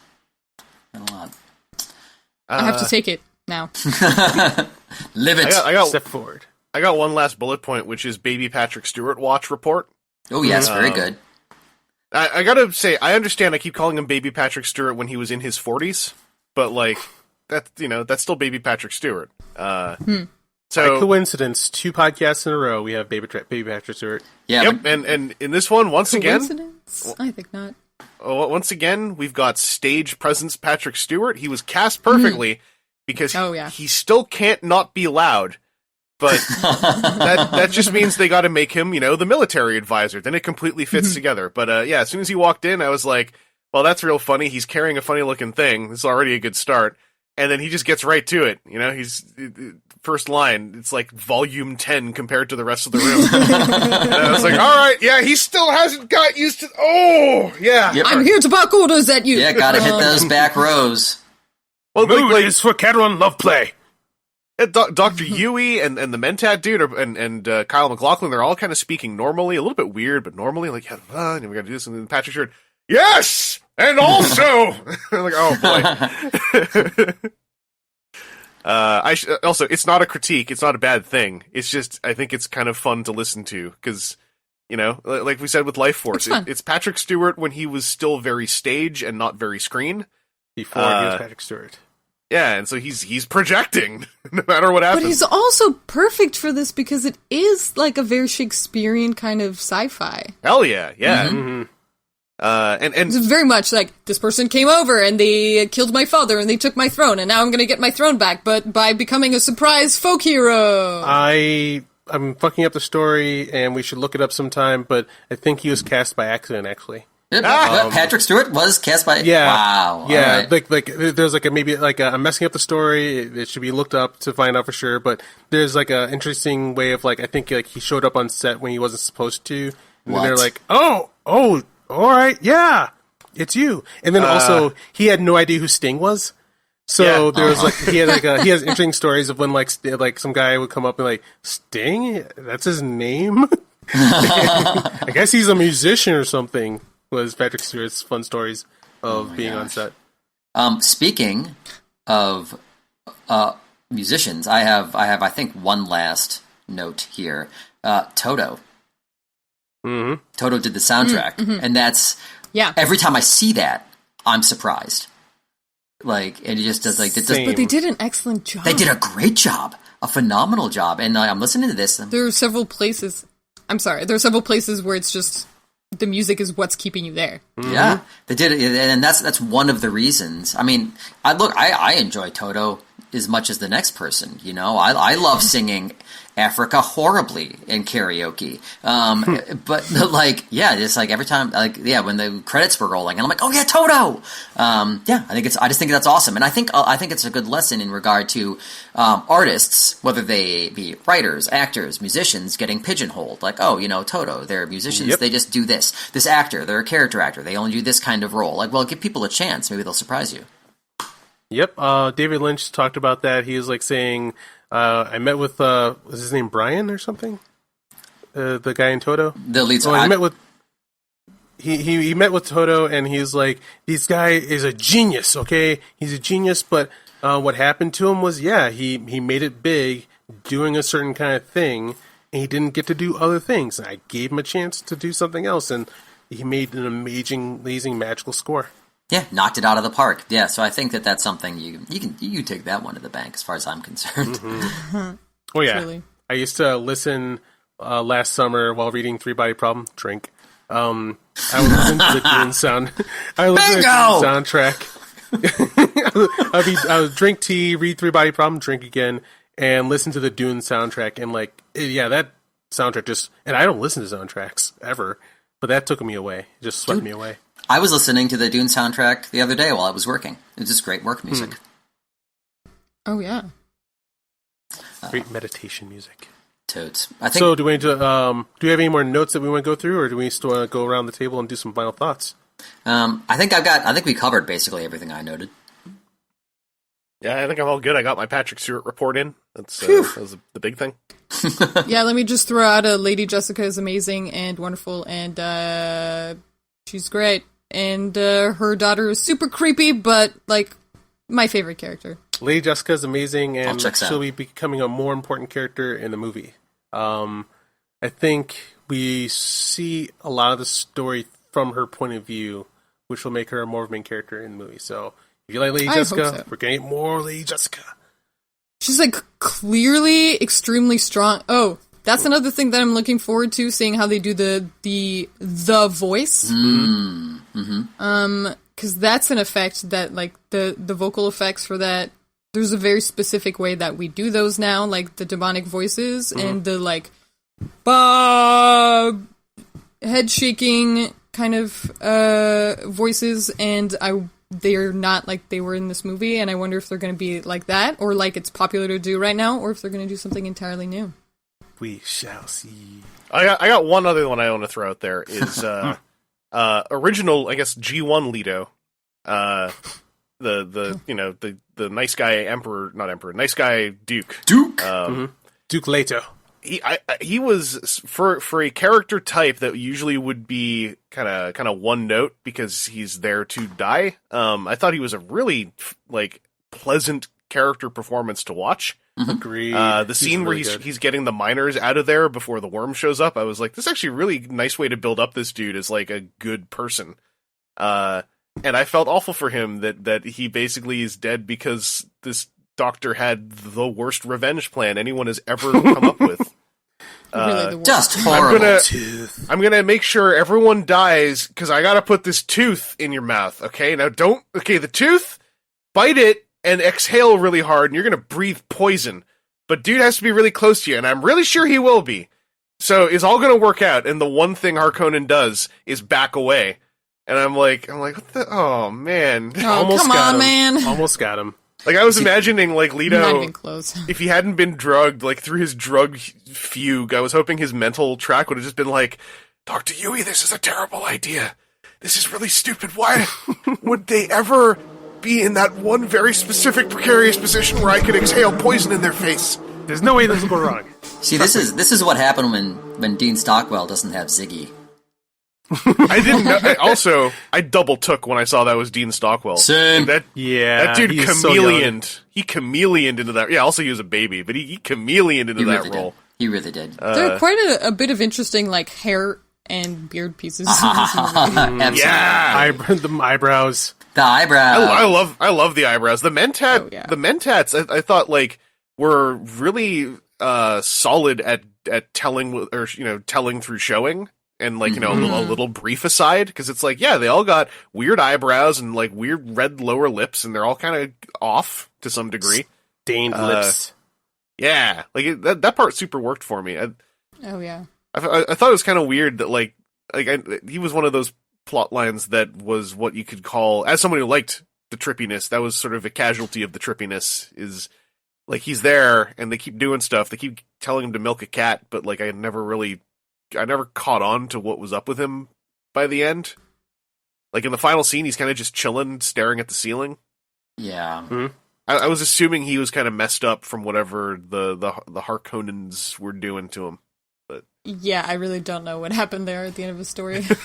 Did he milk the cat? I mean, why did I don't know. That seemed like a torture. I think it was a torture. Why did the cat? And also, why was there a rat attached to the cat? Yes, that was my question. How else are you going to milk a cat? Good point. What?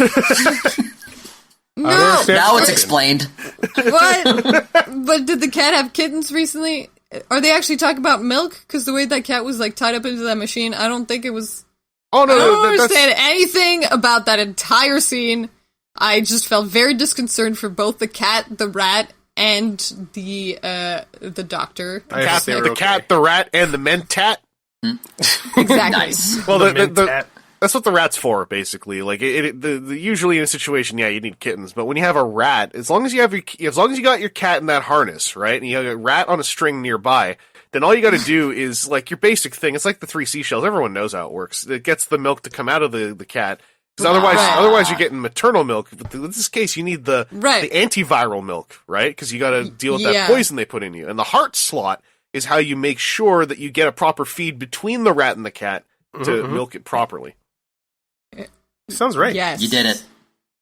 Also, the heart plugs, just from somebody who's read the wiki and or books, what is the use of the heart plugs aside from just like, I could kill you at any time and I want you to know that? I think that's it. I think we hit it on the head. Is that it? Okay. It's purely just like a controlled through fear device? Alright. That's how I took it. 100%. Yeah. I installed this thing so I can certainly the impression I got from the film. Yeah. Yeah, because then, like, the slave was like, and I was like, how is he gonna hurt you? Like, he's literally not carrying anything, and then he just undid the thing and pulled it out, and was like, oh, I see. Yeah. Yeah, you should have been scared for your life there. That's totally fair, I'm with you. Mm-hmm. Whoops. I've been like, maybe you should, next time you go in there, I mean, you know, when you reboot... Just leave immediately? Yeah, or wear a shirt, like... There you go. If you can't get I don't think they're allowed. Well, probably not. There's your problem. You gotta get your union together. You gotta get your slave union together so you can. That's the problem. Yeah. The heart plugs are fine. The cat milking is fine. But honestly, get your regulations in order. You bunch of slack offs. Like crying out loud. Crying out loud. Oh. Final words, right? We ready for this? Let's do it. Yep. All right. Matt, are you ready? I'm ready. Am I going first? All right, here we go. Yes, please. Wow. We've gone through so much about this film today. The bottom line is that while I wasn't fully entertained while I was watching it, I really appreciate it for what it was and what it was trying to do. And I think a lot of what we talked about is they were just trying to fit too much stuff into too small of a package. And that, by its very nature, made it a difficult story to tell. So, did I find it a little bit boring? Yeah, I did. I paused it a few times, wandered around, and did other things. But do I, appreciate it as a movie and a work of art and something that was trying to do something different? Yes, I do. Cool. How's that? So there you go. That was good, man. Mr. Vangelis. Yeah. Words. I think it is highly watchable. I think it's way better than I was expecting. Its reputation is understandable, but as time goes on, I feel growingly unearned. I think it's a great artifact of its time. I think the first hour is paced well enough that you kind of don't have an excuse to not be able to watch it if you're watching a lot of other, longer or more episodic stuff. And I would encourage anyone to watch it if you want to be able to say you're stretching your legs also as to the stuff that you're taking in. It's worth your time. Where I would say like Life Force, for instance, is a movie that like if someone just said I think this movie was kind of bad, I'd be like, yeah, I get you. With Dune, if they said I thought this movie was kind of bad, I'd be like, I understand, but can we talk about some of the concepts though? Totally. The trippiness is still very unique. We went on about it, but like it's got a lot of qualities that. Some of which we have seen in time as time's gone on. Some of which we've I think lost to time that I think someone should start trying to improve and reapply.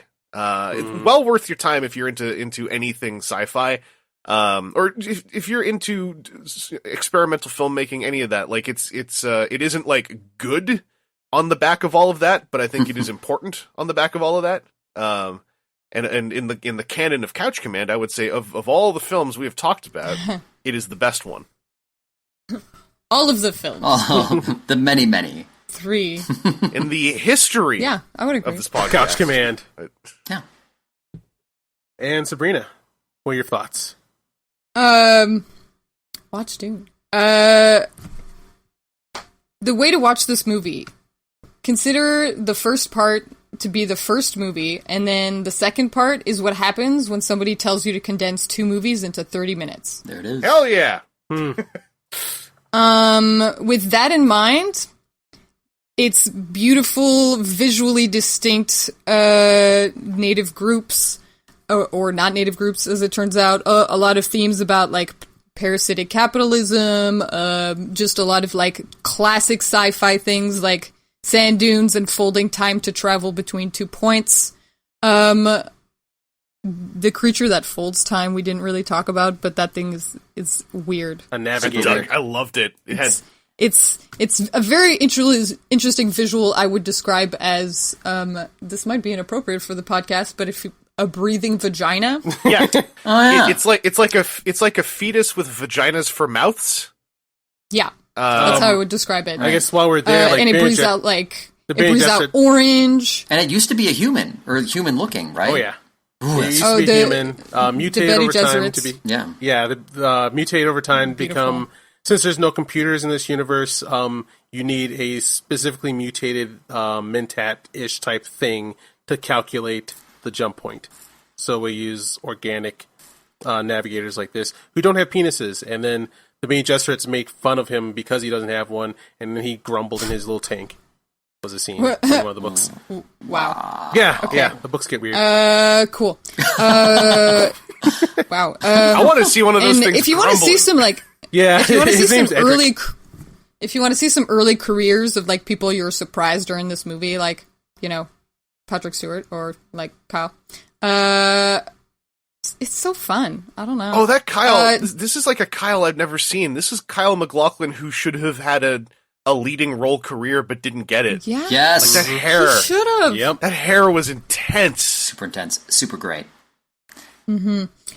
Just realize that you can't, once you pass that first hurdle, you can't rely on, like, understanding the plot's motivations. At some point, the plot is just going to be told right to you because they don't have time and they gotta move on. Yeah. Totally. So, the pacing is incredibly frustrating in the second half, and it's certainly missing a bunch because, again, it's like 2 movies got condensed into half an hour. But if you want to see something while you're, like, winding down from a long day and you're not quite sober in whatever fashion you prefer and you just feel like watching some like atmospheric sci-fi, this is the movie for you. Hell yeah. Agreed. Nice. Also, I'm gonna say, if you're out there and you're gonna be like, I'm gonna watch my 14th or 15th hate watch movie I don't like, and you haven't seen something like, you haven't seen Dune or Star Trek the Motion Picture, and you're down with all that kind of stuff to the point where you want to hate watch bad ones, friggin' get on your homework and watch some actual, like, discussable, worthwhile stuff. Definitely. Nice. Just if you miss those 80s sci-fi, something weird is going on aesthetics, this is also for you. Yeah. My final thoughts are, so, yeah, if you're looking for something perfectly alien, like, I love this movie so much because everything about, like, the visual style doesn't feel like anything else, and it really does suck me away to a different world that I just never seen before and don't feel like I've seen since. It feels real and sincere. I like right with like that like it sounds like a violin going, and you see her face and that unique star field behind her. It's just, it takes you away. But be ready, and it's okay if you don't get it. Like, I think that you should be ready to be possibly bored and very confused, but you just have to, just go with it, like as if it's like a symphony being played. Just like you Don't be have to surprised. Don't be surprised if you don't get the plot the first or second or third time around. Yeah, and It also moves real fast. yeah, and also if you're looking to get into something, like I said, this is my journey because there's like weird memes going around like saying all science fiction sucks, all science fiction doesn't make sense, all those details you thought you saw in Star Wars, Keith, they never existed. I'm like, no, I'll prove you wrong. I'm going to Dune universe, and it's if you're looking for a rabbit hole, it is such a fun one to fall down. Like you start at the movie and you see all the weirdness, and then if you want to dive a little deeper and fall all the way down, you'll see where the weirdness came from, and you'll cherish it even more. Like, the world is amazing. Actually, can I throw out a recommendation? Because I think actually the modern era is an even better time to watch this film because you got 2 different cuts that you can check out, and I think that if you want to just check this thing out and it's already sounding like I'm yelling at you to do your homework, you grab the theatrical cut, you get it going, and you get a couple wiki pages open on a tablet in front of you. treat it academically, it actually was really fun for me to like watch the film and then like hit pause every now and then, go like, oh, I actually don't know whose name I just heard. I'm just going to check that. Or like, oh, that's odd, this actor. I'm just going to check this. Like, it was really fun as like an academic exercise. And you know, that plus taking in the trippiness of it. It was fun as a project almost more so than just like sitting down to watch a movie.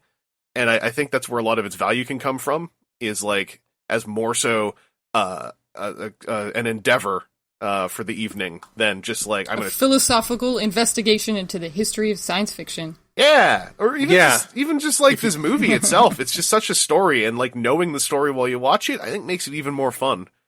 If you're looking to do that, and you just want like a great evening, get yourself a nice bottle of wine and light a candle. Go to Quinn's Ideas.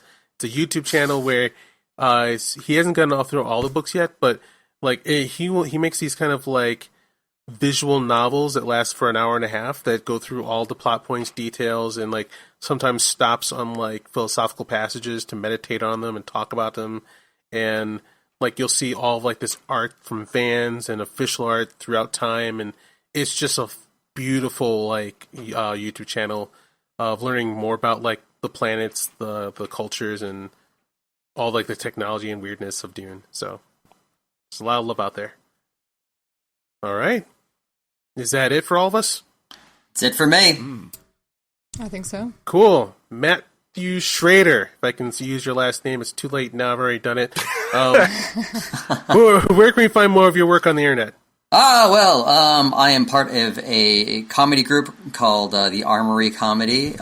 You can find us on thearmorycomedy.com. And normally we have things like live sketch shows and improv and stuff like that, but obviously those are all on Zoom right now. But so I'm doing that still, and you can find me on Instagram and Twitter at Doc Falconer. And Sabrina, where can we find more of you on the internet? You can find me at Void Cat Gaming on Twitter, Twitch, and Instagram. Mr. Vangelis, where can we find more of your work on the internet?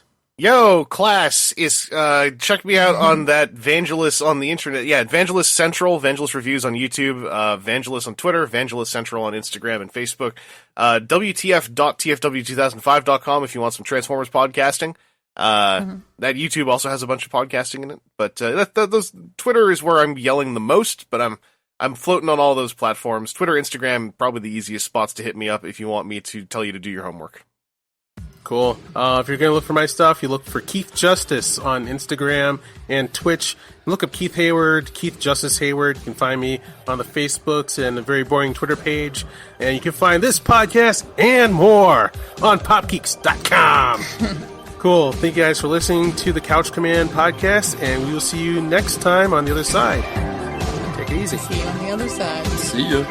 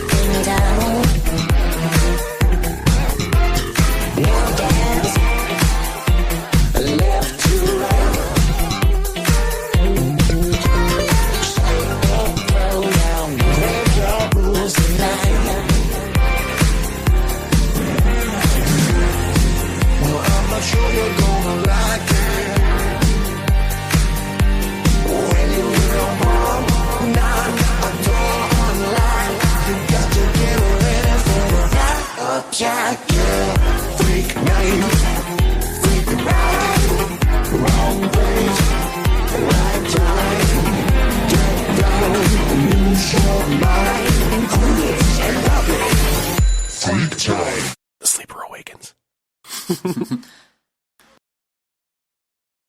Mary redeemed a $50,000 cash prize playing Chumba Casino online. I was only playing for fun, so winning was a dream come true. Chumba Casino is America's favorite free online social casino. You too could have the chance to win life-changing cash prizes. Absolutely anybody could be like Mary. Be like Mary. Log on to ChumboCasino.com and play for free now. No purchase necessary. Void where prohibited by law. 18 plus terms and conditions apply. See website for details. The voice in the preceding commercial was not the actual voice of the winner.